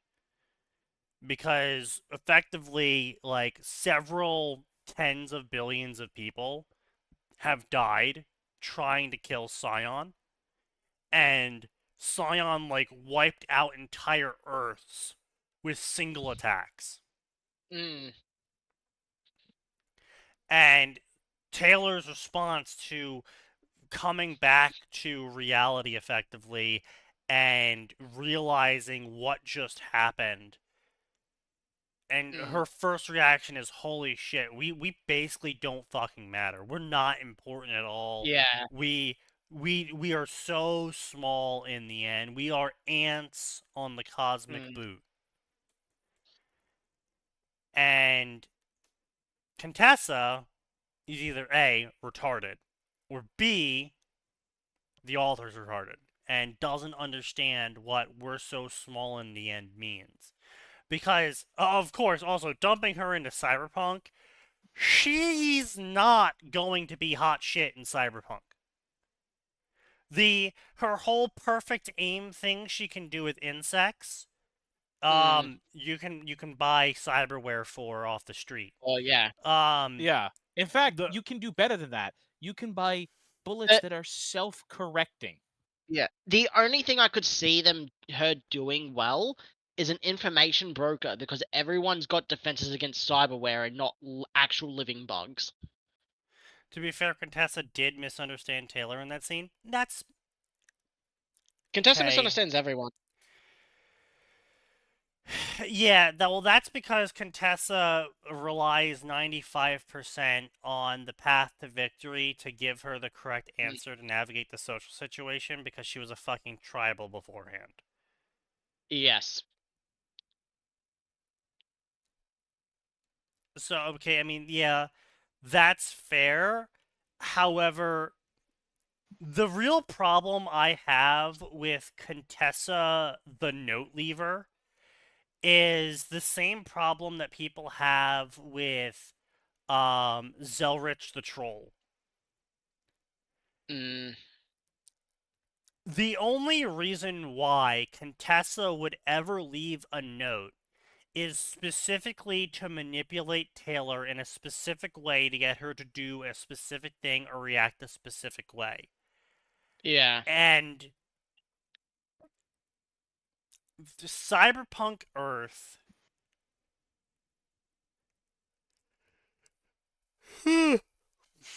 it's one of those Cyberpunk things. Yeah, Cyberpunk Earth has technologies in it that if Cauldron had access to in Canon Worm, they would have used. Yes. Yeah.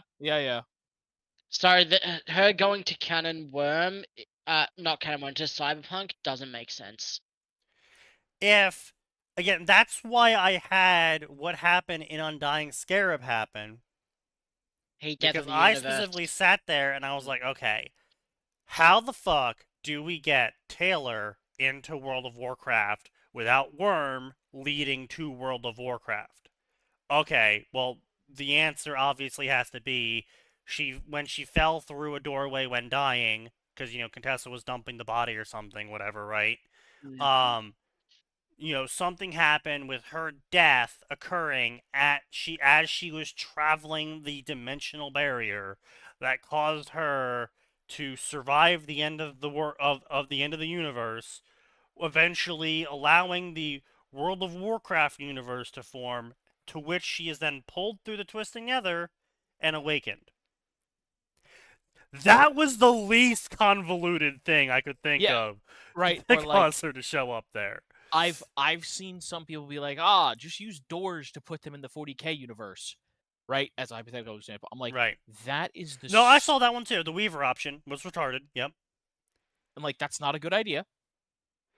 Because that 'Cause if you're sticking- canonizes that the door can reach 40k, and if the door can reach 40k, then the 40k can reach you. And I got news for you. Your world would be much worse if the 40k could reach you. Yeah, so it's a situation in where you need to have Taylor end up there in some form or fashion. And it's like, you could have like, Taylor, with the defeat of Scion, this Earth was revealed or unlocked, or like the Yeah. dimensional barrier wasn't hiding it anymore. Cause like, maybe Scion and the Thinker, whatever their Eden. name was. Eden. Eden, yeah, sure. Maybe Scion and Eden locked off every version of Earth that was too far ahead in technology that could threaten them. Yeah. Right? Something that makes sense that would explain why this world, which was so easily accessed by Doormaker, wasn't accessed until this very moment. Yeah. And then you wouldn't have Contessa leaving a note. The only reason why she would leave a note is if she passed the victoried Taylor to do something. At which point, then, you basically have the entire story be, is Contessa manipulating Taylor this whole time to get some sort of end result in this world. Which, Yeah. if you want that to be a story plot line, great, it is. But if you don't want that to be a story plot line, then just don't put the note in, because it's not like the note was like, you are in cyberpunk universe, you can't get back, blah blah blah. Like, because again, this is Taylor. If Contessa says you can't get back, that either means A, you actually can't get back, give up, or B, she wants you to fight against her words to create get a back. stable route back. So Yeah. it's a smirk plot. Everything's a smirk don't- plot. But don't Yeah. worry, even if it's a smoke plot, Telltale's going to show up to be exposition dump. True, right? The other reason why I don't like the door method of just, door open, plop, they're here now, without closing the door behind you permanently, you leave the eternal option open for other characters from Worm showing up, and possibly one of the worst things you can ever do in a crossover, in my opinion, is midway through the crossover, suddenly have more crossover characters show up. Yeah. Yes. Yeah. We've gone over this multiple times on basically every server. It is not a good thing to read. Yeah. You don't even need the note. Taylor should already be thinking it's Contessa plot regardless. Exactly. Which makes the note worthless. In the note, Contessa should have written out the Cyberpunk 2077 trailer dialogue. True. Yeah. Yeah, like, if you're gonna leave a note, if you're gonna have Contessa leave a note for Taylor, it should have been some manipulative as fuck bullshit, because that's the only way Contessa knows how to interact. And you could have even caused it to be a red herring for the reader, and that you think that Contessa is manipulating Taylor to get some sort of end result, but the real end result in the end was manipulating Taylor in such a way that causes her to basically get therapy. Give up. Alternately, you could have Contessa just write a note. I have tried every possible tricksy way I could think of to do this. I give up. Just get a therapist. Get help, you maniac. I'm not. This is it's not a not trick. manipulation. This is not a plot. Get fucking therapy, Contessa. What does she mean Please. to manipulate me like What this? does she mean by this? What kind of dastardly plot? But it's the reason why I bring up the note is initially Taylor would possibly think it's a Contessa plot regardless of whether there's a note or not. But with how the Yeah. human mind works, if there isn't a physical reminder or something for them to latch onto, people kind of just forget shit and move on Yeah. from it. If there's something that Taylor can repeat in her mind, like, Taylor, Contessa leaves her a note saying, like, keep one eye open or some bullshit. Taylor will think about keeping one eye open, keep one eye open. What does she mean by that? What's she trying to say? Is she trying to say I'm going to go blind? Is she trying to say I should only replace one eye? Like, Taylor Is is she going trying to to say I think should watch about my the back? phrase, keep one eye open. And if you don't leave a note, Taylor's going to initially be like, this is a Contessa plot. And then without literally anything to base that off of besides it's Contessa, unless you specifically take time out of the narrative to have Taylor spiral for no real reason beyond it's Contessa, so therefore I'm paranoid. Which, I mean, in fairness, reasonably valid. I'm not saying you can't. I'm just saying it's also reasonable to believe that after, the 5th time that someone's kicked down her door and tried to kidnap her so they could experiment on her for government money or some sort of corporate project, Taylor's not really going to be, giving the reason why Contessa put her on this planet too much thought anymore. She's just going to have bigger problems on her hands. Yeah. And without some sort of framework from a note to base her paranoia around, she's not going to really be able to compare the events occurring to her to anything. And so eventually, very believably, she would just be like, okay, well, whatever Contessa wants me to accomplish here, or whatever Contessa thinks she's accomplishing by putting me here, it doesn't fucking matter. I can't look out for it because I don't have anything to look out for. Yeah, I just gotta get on with my life. Yeah. And every time she looks in the mirror, she'd be like, damn, that bitch did shoot me 2 times. Fuck her. Fucking whore. I'm gonna kill that bitch. Did you have to double tap me? Didn't even work. She really double tapped me, that bitch. I didn't even do it. I mean, I'm gonna be honest. If I survived being double tapped, I probably would shave my head around that area just to show it off. Yeah. So, how'd you get those holes? Got double tapped. What? Well, you see, Dad liked drinking.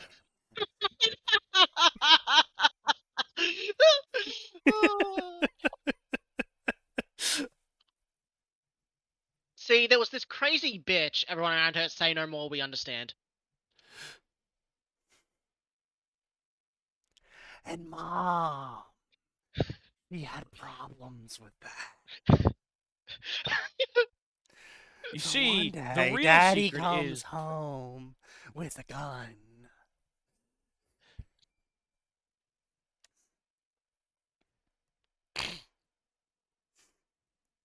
See, what I was going to say was, you have Taylor, you put Taylor into New Vegas.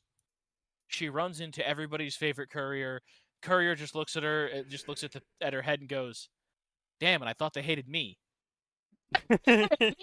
Yeah, true, real. Fuck, I've only got one. Big true and big real.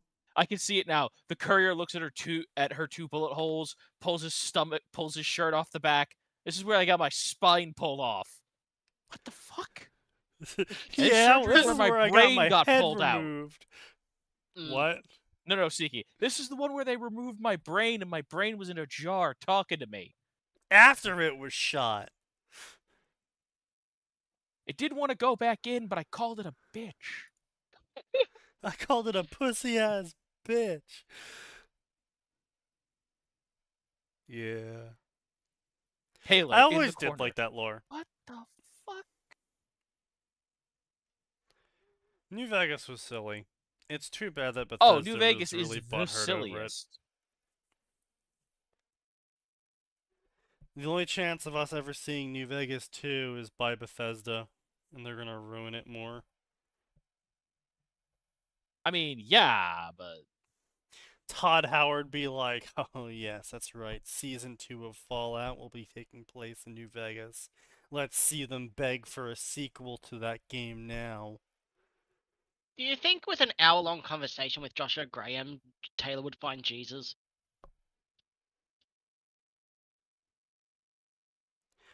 I'm gonna be honest with you. I think most people would find Jesus after an hour-long conversation with Joshua Graham. Whether that's because he True. shoots you in the fucking head. I mean, in fairness, Joshua Graham might just kill her. True.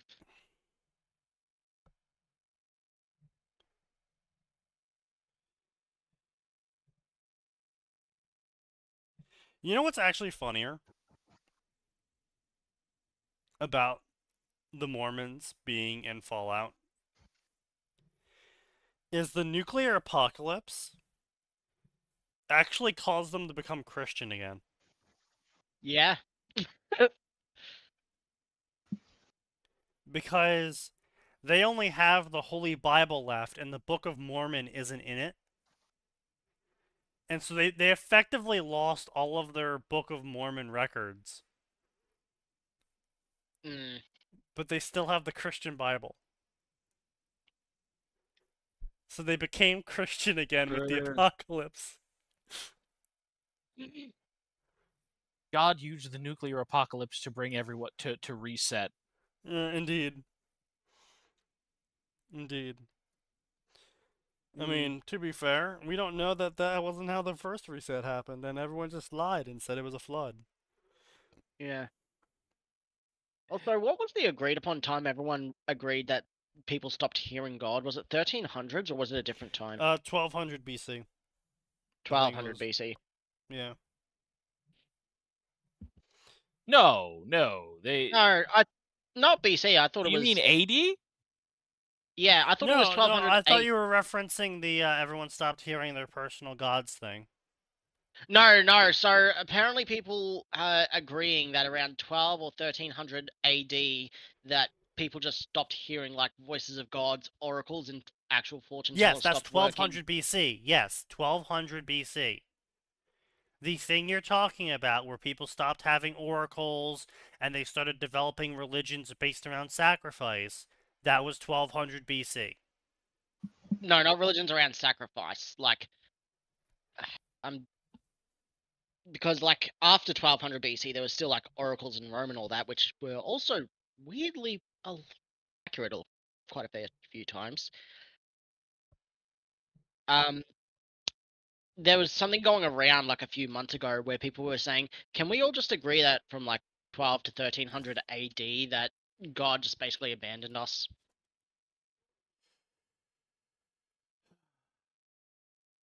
Like, I know there's also the BC one you're talking about, but people were bringing up again. Yes, this one. I have no idea what either of you are talking about. I just linked it. Oh no, yeah, I watched that, but there was something else as well. Okay. Well, the only other one I remember hearing about is the one of specifically after the crucifixion of Jesus Christ, everyone around the world was writing about how nothing worked anymore. Yeah. And how they collated, writings from China, writings from the Vikings, writings from the Native Strong. Americans and the Incans and the Aztecs, Yeah. etc. about how all of them around the same periods of time. Obviously, some of them you can only guess because of they were very bad at writing it down. Um, but how all of them generally around the same period of time started telling stories or complaining about in writing their magics, the witch doctor magics aren't working anymore, the sacrifices aren't getting a response anymore, the oracles aren't able to see the future anymore, etc., etc.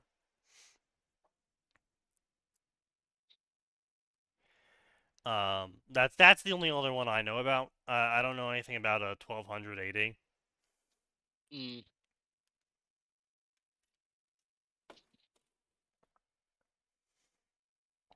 So you'll have to pull something up for that if you want to cover that.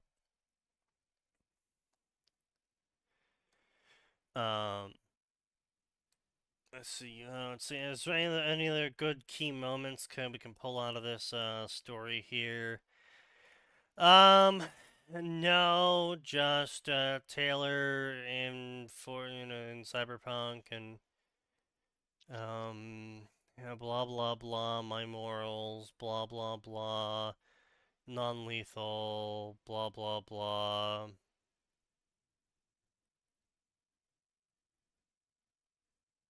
Oh, of course.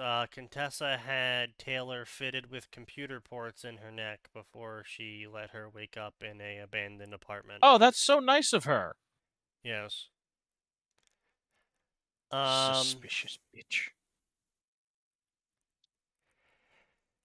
I mean, I'm honestly, I'm shocked that 360 people upvoted this. Like, it's very poor English. I mean, they have proper grammar more or less. But the sentence phrasing is just really low quality. Their idioms and their descriptions read like they're written by an edgy retard who doesn't really understand what the idioms mean and kind of took most of them literally.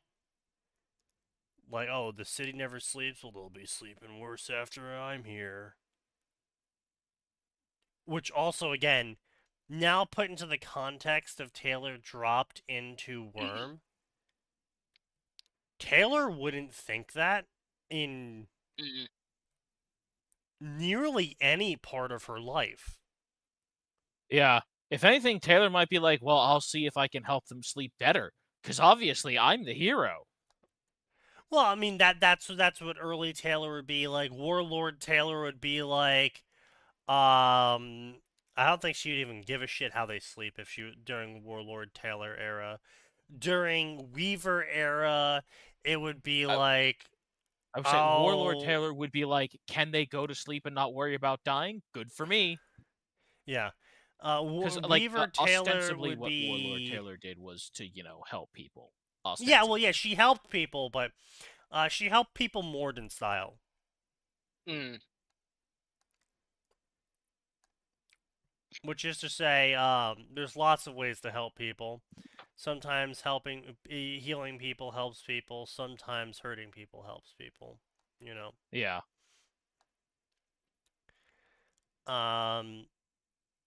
Weaver Taylor would sort of be along the lines of, how to phrase it. The city will be sleeping when I'm done with them. Everyone will be asleep when I'm done. Yeah, I don't know how to I don't know I'm like trying to mash the hexagonal dodecahedron that is Weaver Taylor. And later she was the hero Brockton Bay deserved. True. Oh! And that Earthbet deserved, yeah. um Yeah, this is definitely author knows nothing. I will 100% give author knows nothing, obviously.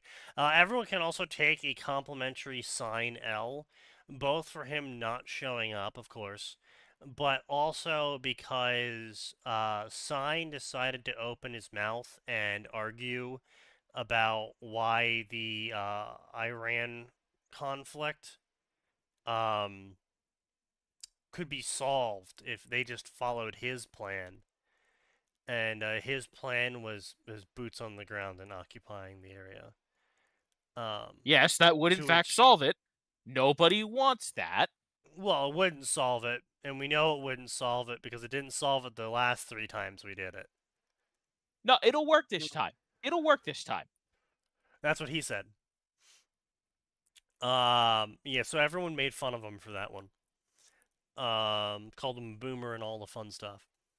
I don't want to call this Chat GPT or in name only. The only reason why I'm hesitant to call it in name only is because post Golden Morning Taylor is effectively a blank slate. If you include Ward, which I don't, we do have a better idea of what a post Golden Morning Taylor personality should be. But considering that Wildbow participated in rape apologia, I am not so willing to include anything in Ward as canon for Wormlore. Mm. Also, I really don't like the Persona JoJo Shadow Realm Shaolin showdowns that heroes do in Ward. I think it's really stupid. I think it's a stupid piece of lore to include in your story. I'm pretty sure at this point that he included that lore just to make people stop asking him to write more Worm story. Which, to be clear, I did think people were pretty fucking retarded for asking him to write more Worm after Golden Morning finished. Kind of put a cap on the whole story, kind of, finished it. Done. Taylor, dead. Yeah. Yeah, so I don't really consider everything he wrote after that to be canon. So you basically have a blank slate of a Taylor, a post Golden Morning, which is why I like the setting so much, is because you are still kind of limited in the realm of Taylor personality flavorings.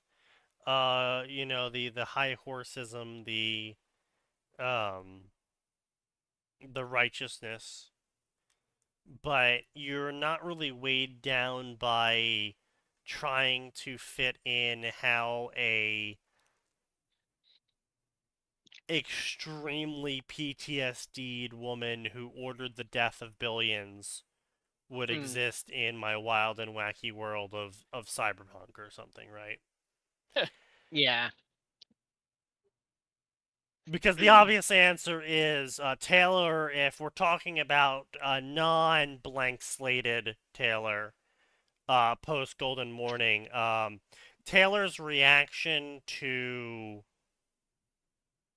Because again, gotta keep in mind, she said she would do it all again. Yeah. Yeah. So Taylor ends up with all of the battle trauma that happened post Golden Morning, in Cyberpunk or some shit. She's just gonna start killing people by a number so significant that they're gonna start measuring it in like Hitler's, like 1 micro Hitler. Which, I mean, it works because, Hitler was, in fact, European, so it is the metric Yeah. system, right? You can divide Hitlers into tens.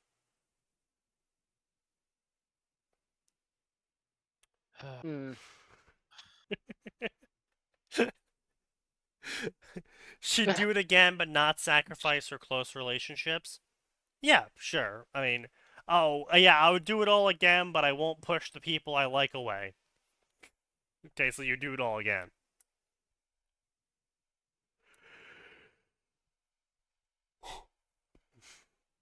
She's gonna kill people at a rate that gets Max Tack and Adam Smasher on her. Yeah, exactly. Like, she'd be dead Yeah. within a month. Yeah, probably. And see that's why I like the blank slateism that Golden Morning can bring to Taylor, in where you can still have a Taylor flavored character without her just being a my way or the highway genocidal psychopath that she would be kind of forced into the position of in response to trying to cope with what happened during Golden Morning. Yeah.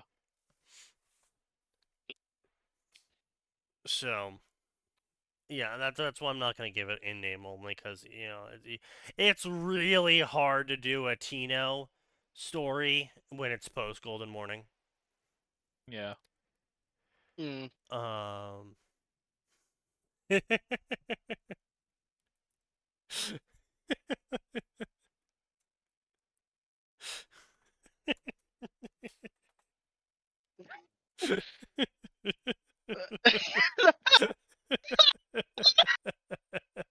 What the What fuck? the fuck is that?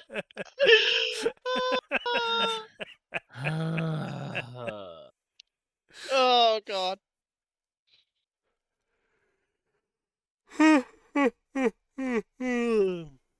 Yep, indeed. So shockingly, I basically have no flags. Damn. So the second story, that the one I can't show on stream, is questionable questing. And this one is definitely more in the flavor of cringe. And I want both Max and Atten to be here and aware for this one, simply because of how cringe it is and the specific flavor and source of the cringe. You monster. Yes. Why do both of us have to be here? Well, for religious reasons. Oh no.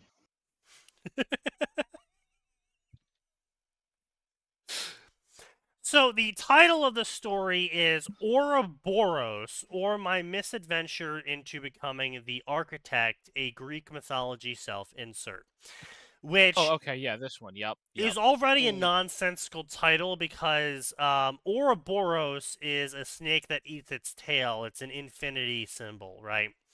And that has nothing to do with your misadventure into becoming the architect. Like, unless your misadventure into becoming the architect ends with you sending yourself back in time so you can go on an adventure to become an architect, calling the story Ouroboros is just retarded. Because you're equating your story with a self-continuum. Anyway, summary of the story reads as follows. Behold, the Sisyphean flailings of someone who just wants in their second life as Hephaestus to make stuff and not deal with the shenanigans of his crazy, mythologically accurate family.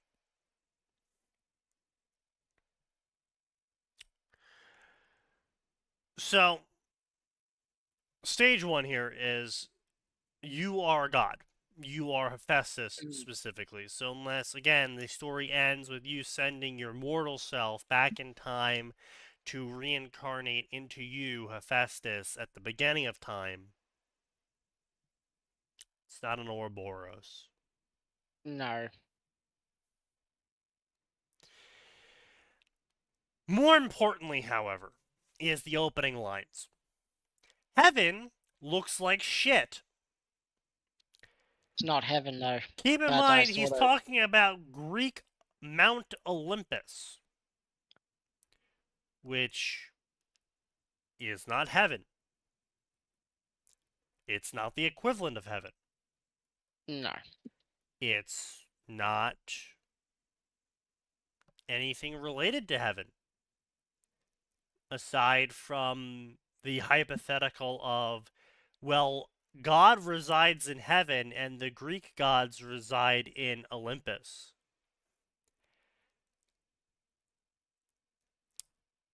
Yes, technically, those can equivocate to a certain extent, but then you start having to talk about first through seventh heavens simply to separate God from the rest of it. If you're trying to compare Olympus with it, because otherwise it's nothing like heaven. If you're trying to compare the whole of heaven with Olympus, it's not how that works. I wish Sure it nothing but harm is. upon the Creator. Fair enough. Aren't you married to Aphrodite as Hephaestus? Yes.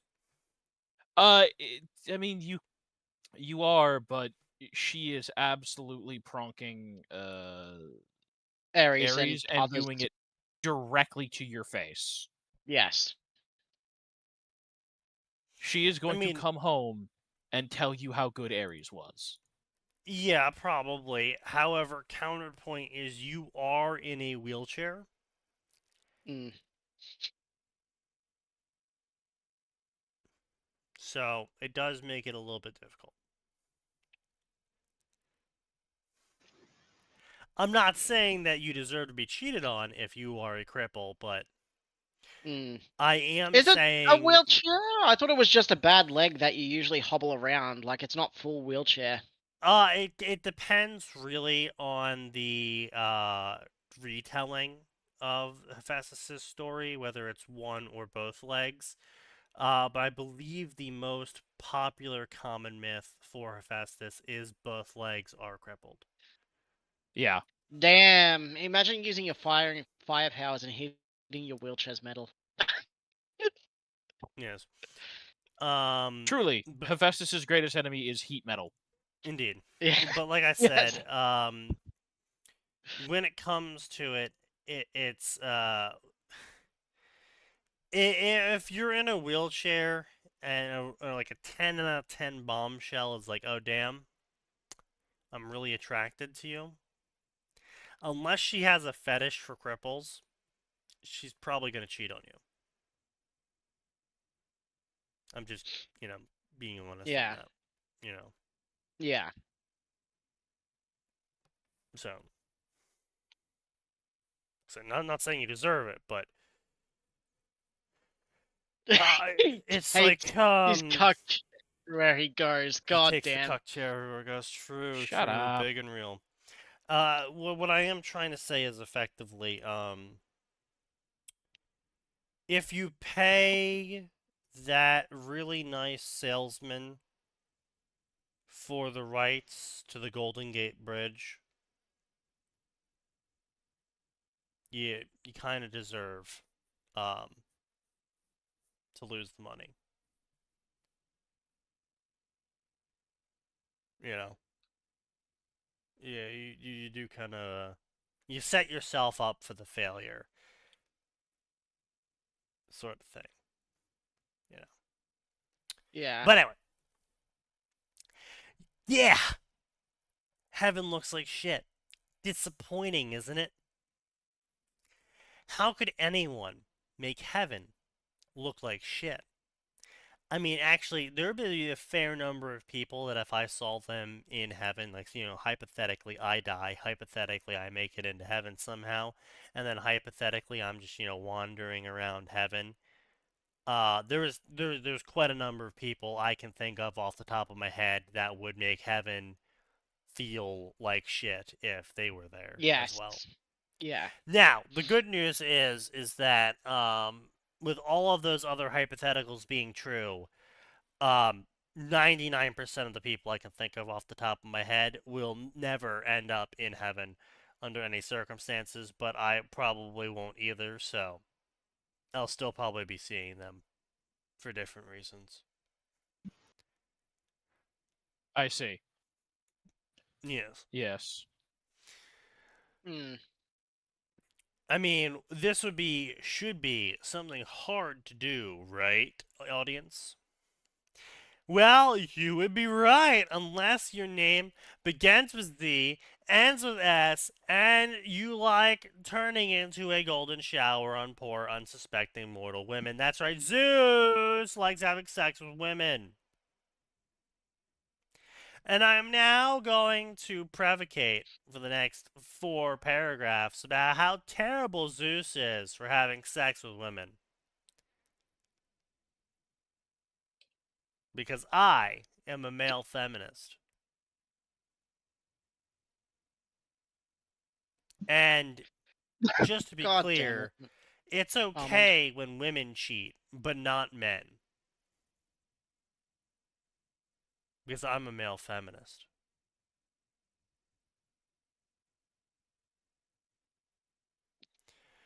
Yeah, he basically does go say that, just to be clear. Yeah.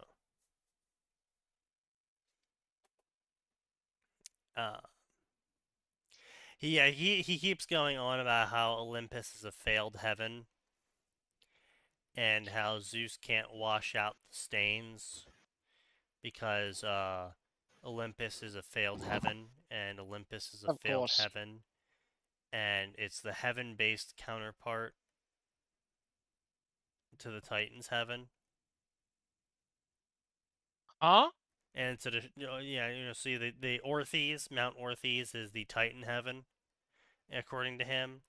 And now that Orthes is a destroyed heaven and a destroyed paradise, that makes Olympus a failed heaven. Okay. Despite none of those words being true. Hmm. Like any of them.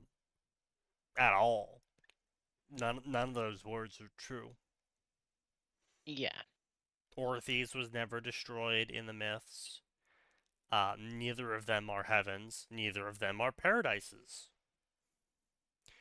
Orthes is depicted as a fucking fortress. Mount Olympus is pretty rad, but Depending on your cast. Hmm.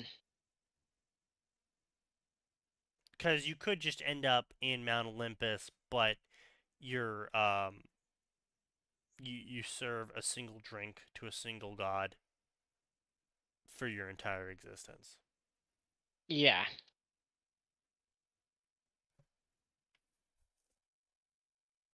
So, which I mean could be worse, but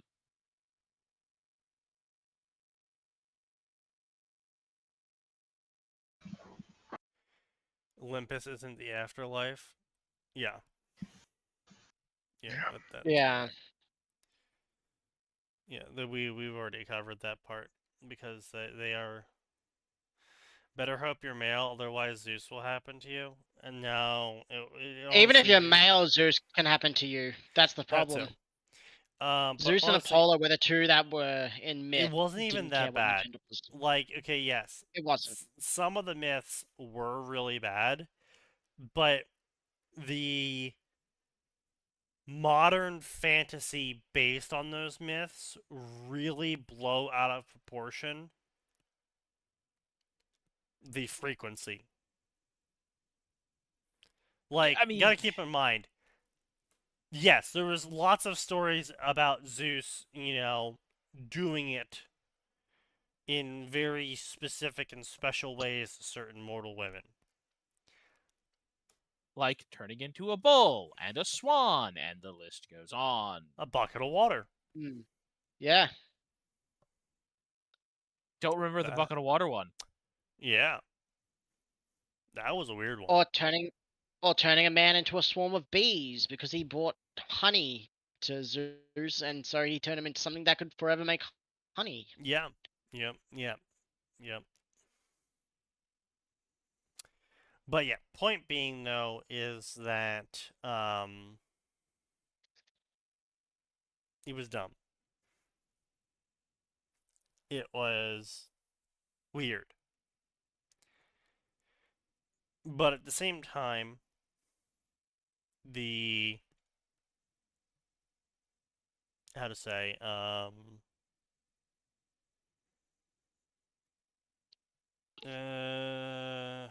frequency kind of is implied to not be that often. Yeah, I mean, right, Greek, the whole Greek stuff takes place over a very, very long period of time. That being said, the amount of instances in which Zeus get freaky with it is a lot more than 0. Oh yes, well, and it's also a lot more than every other god. But also at the same time, when it comes to Zeus and the odd things that he got up to, there was never a legend or a myth or a lore about, oh, he's fucked thousands of women. It was always, oh, did you hear this crazy story where he lured a woman in by turning into a swan at first, and then when she picked up the swan, he turned back into himself, and then he had sex with her on the spot. That sort of thing, right? And so, no, he didn't ask. Yeah, obviously he didn't ask. But the idea behind that is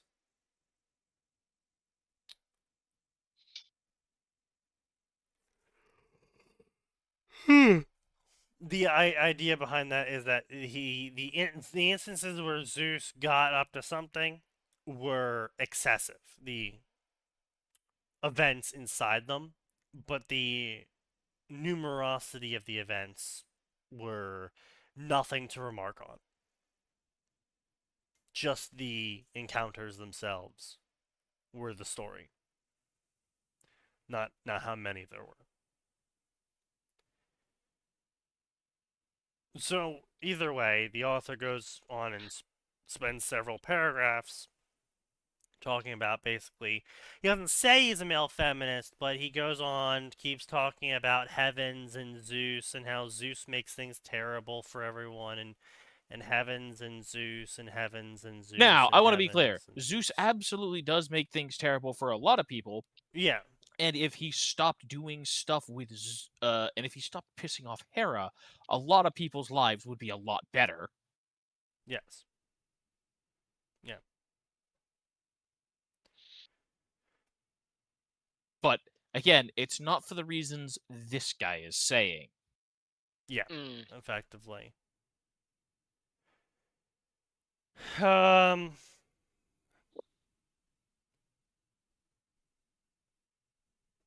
But yeah, I mean, like the story itself, the content of the story is just really fucking stupid. Like, still, I suppose that telling this guy Diamond before me to tell my mother I had received the message and that she could go fuck herself would not swing. Huh? Again, we're chopping up idioms here and then sprinkling the chopped up pieces of the idiom around. Yeah, I got it. I will not forget. Tell her that. I said to Daimon, even if we both know she truly did not need to do so, with me having spoken out loud. There was nothing in heaven, again, calling fucking Olympus heaven. The Queen of the Sky did not hear. You thought Skynet was bad? Imagine Hera Big Brother.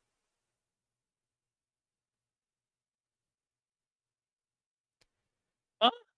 Yeah. Like, I mean, I get what they're attempting to convey. Poorly. Yeah.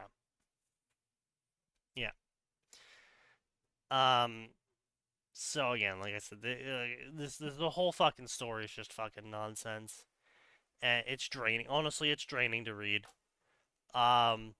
Just skimming through this, every single time I see him refer to Olympus as heaven, As heaven. just frustrates me more. Along with the fact that he's complaining about it because about it not matching up to heaven.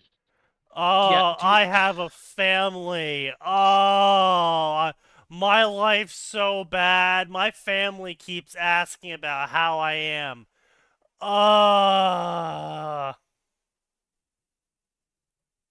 Mm. Okay.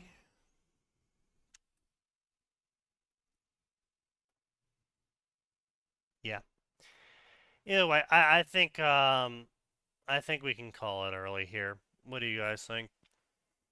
I mean, Yeah. I'm not. Yeah, nothing's really happening here. I mean,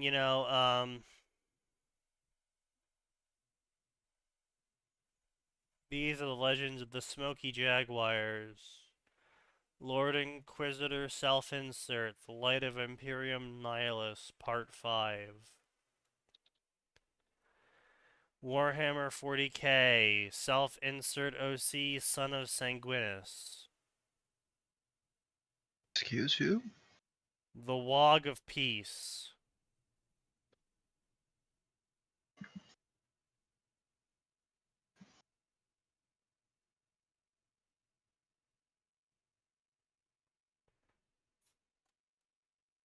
I'm sorry, what is this absolute retardation?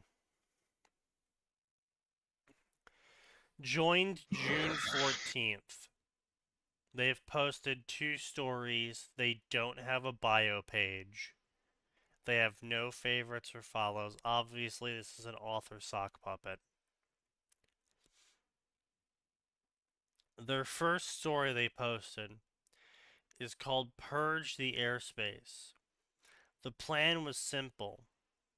Drop onto a hostile planet, purge the Tyranid swarm, and maintain absolute Imperial distance.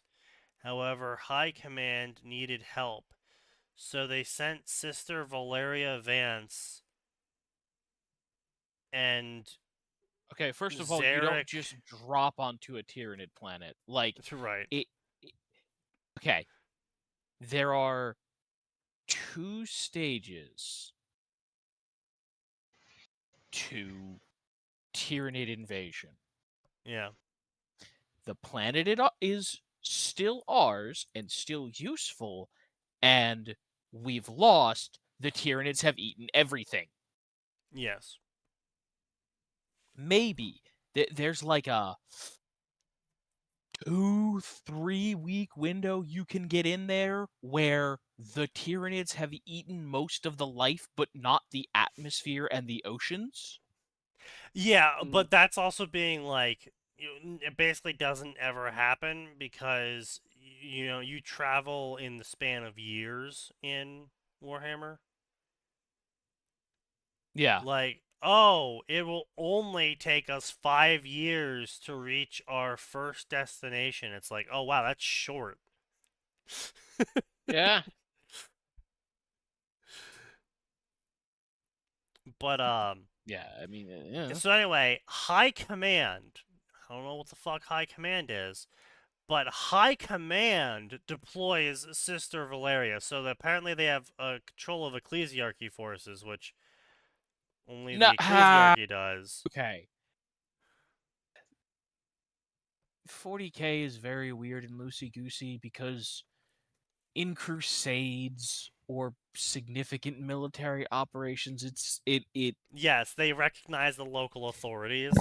Yes. Well, no, it's not just the local authorities, but it's also like, and I hate this that 40k ever introduced this, but it's like, because you have so many separate branches, Space Marines do not have to listen to the AM.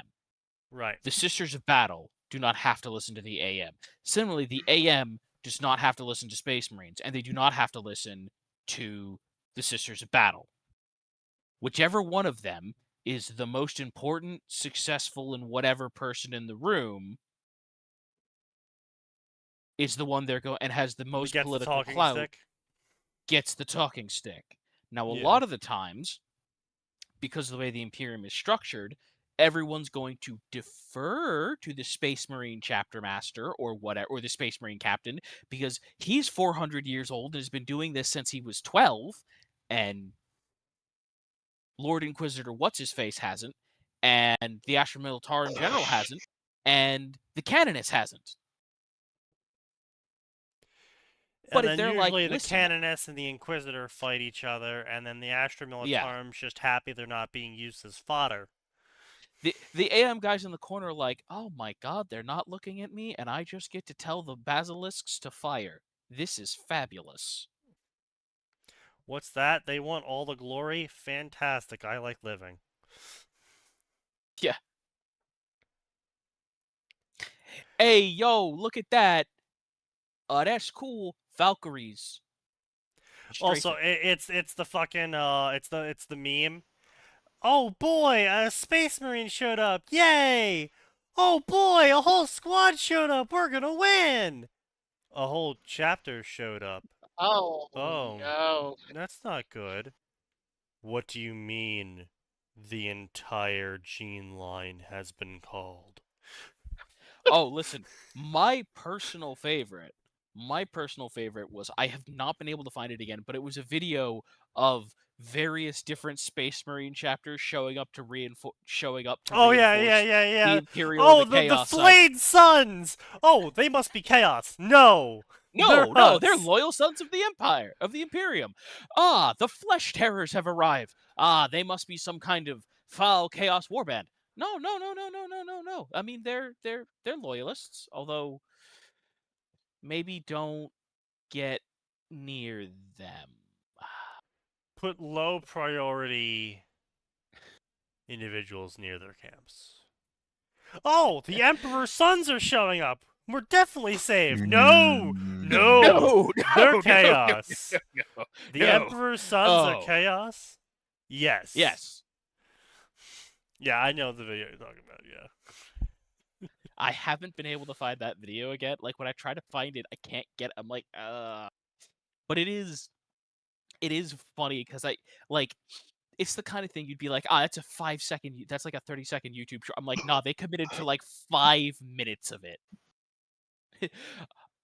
The Marines Malevolent have showed up. Okay, are they Chaos? Well, they're technically Imperial, but nobody likes them. Oh, no, my favorite was, the Alpha Legion showed up. Oh, whose side are they on? Well, what's today? Tuesday? Oh, what month are we in? The 5th one? No, they're Chaos. Well, probably. Oh, so we have to fight them. Not quite. Wait, what year is it? M4157? Trick question! By order of Order Chronos! They might just be here to fuck with the Thousand Sons again. Yeah. 1,000 what? Anyway, High Command needed help, so they sent Sister Valeria and Zarek Sin of the Aldari Yanari Striking Scorpions. Okay, first of all... There's a lot wrong with that. First of all, the Eldari are not part of the Yanari. It's the Yanari are both Eldari and Drukari that have decided to follow Ynid and have sort of been saved from Slaanesh. Sort of. It's Eldari wasn't in that title. Sneaky added it himself. It was just an Inari striking scorpion. Yes, it is just a Yanari, but however, the character list inside of the fanfiction.net character list does list Eldar, not Dark Eldar.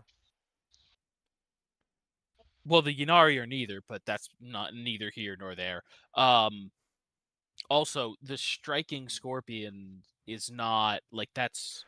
Also, I am relying on their sequel story shrine. where it specifically calls Zarek Sin and Aldari. I see. But yeah, no, it's... Wind suddenly fucking pick up. But yeah, no, the Striking Scorpions are what's called an aspect shrine.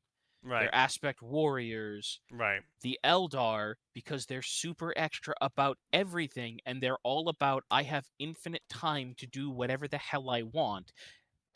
You Right. don't go to boot camp as an Eldar. You go to scout boot camp. You go to heavy weapons boot camp. And you're Right. going to commit to that for the next 70 years. Right. Minimum. Anyway, so my And point some get is lost on the road. So, well, High yeah. Command somehow orders Sister Valaria and Zarek Sin, the Yanari striking scorpion, onto the same military base and in the same barracks, and now they are competing with each other out of pride, and they claim to hate each other, but really, do they? And They do. No. Let's be very clear. Yeah, they do. They do. Yes. Let's be Yeah. real clear So on that, author. the Ta-da. story lists the following characters are going to be in this as Eldar, Sisters of Battle, and OC, and the Salamanders. Yeah. And Yeah, then so sticking an Eldar near the Salamanders is a real brave It's a bold choice That's there. a phenomenally bad idea. it's a bold move, Cotton, and it will not pay off. So, like I said, the sequel story is called Purge the Airspace, the Wog of Peace. The peace experiment continues. Sister Valaria and Aldari Zarek Sin are still aggressively in denial about their sexual interest in each other. But their quiet slice of life neighborhood is about to get louder. With an unexpected green drop pod crashing into their backyard cookout, it brings an orc warlord who is ready to join the neighborhood matchmaking alliance. This is going to be book 2 of the Enemies to Lovers Prank War series.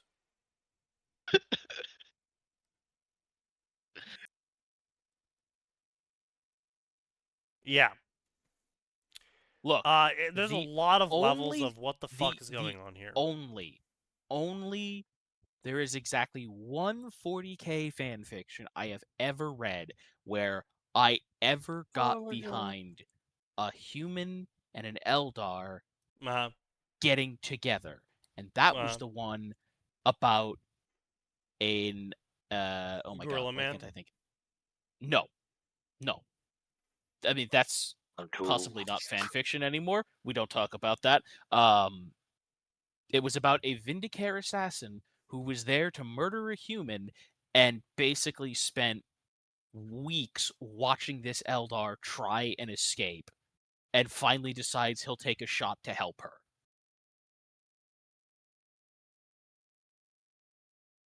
Trying to remember what the name of the story.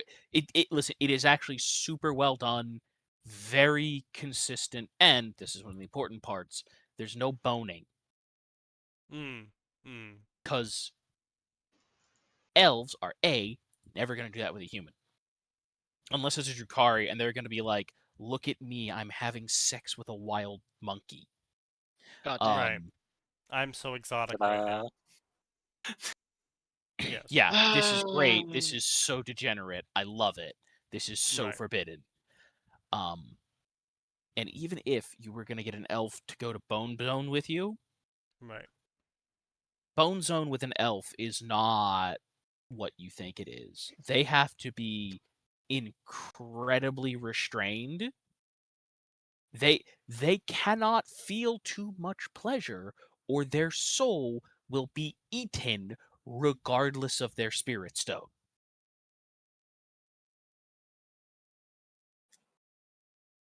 God damn it. You don't even need the effect. It is quite literally, if you're too good, you'll kill your Eldar girlfriend. Makes sense, yes. Makes sense, yes. Now, to be clear, you're not, but Yes. if you were... If you were. Yes. But, I mean, anyway, regardless of all of that, point being is this is a really stupid fucking story. I'm baffled by the fact that they have Just don't need a 1 or a 2. to just post these two stories with Well, also, Please, just I the wanna do something boldness funny, of Greg. posting a single Please. chapter for If I the get a first 1 or a 2, book, re-roll air it, please. quotes, and then posting the second book, air quotes. God damn it! And it's like a multi-layered just bafflement. Oh, fine. I'm gonna try and get Psychic Rover to get a 2, 3, 4, or 5. But I either don't way, need a 1 or 6. I think this is a good spot to cut it all off on, because it's just I think I'm getting brain damage. I'm honestly getting brain damage the longer I stare at these two stories. So we'll see everyone on Tuesday, because unfortunately there is always more, and it does always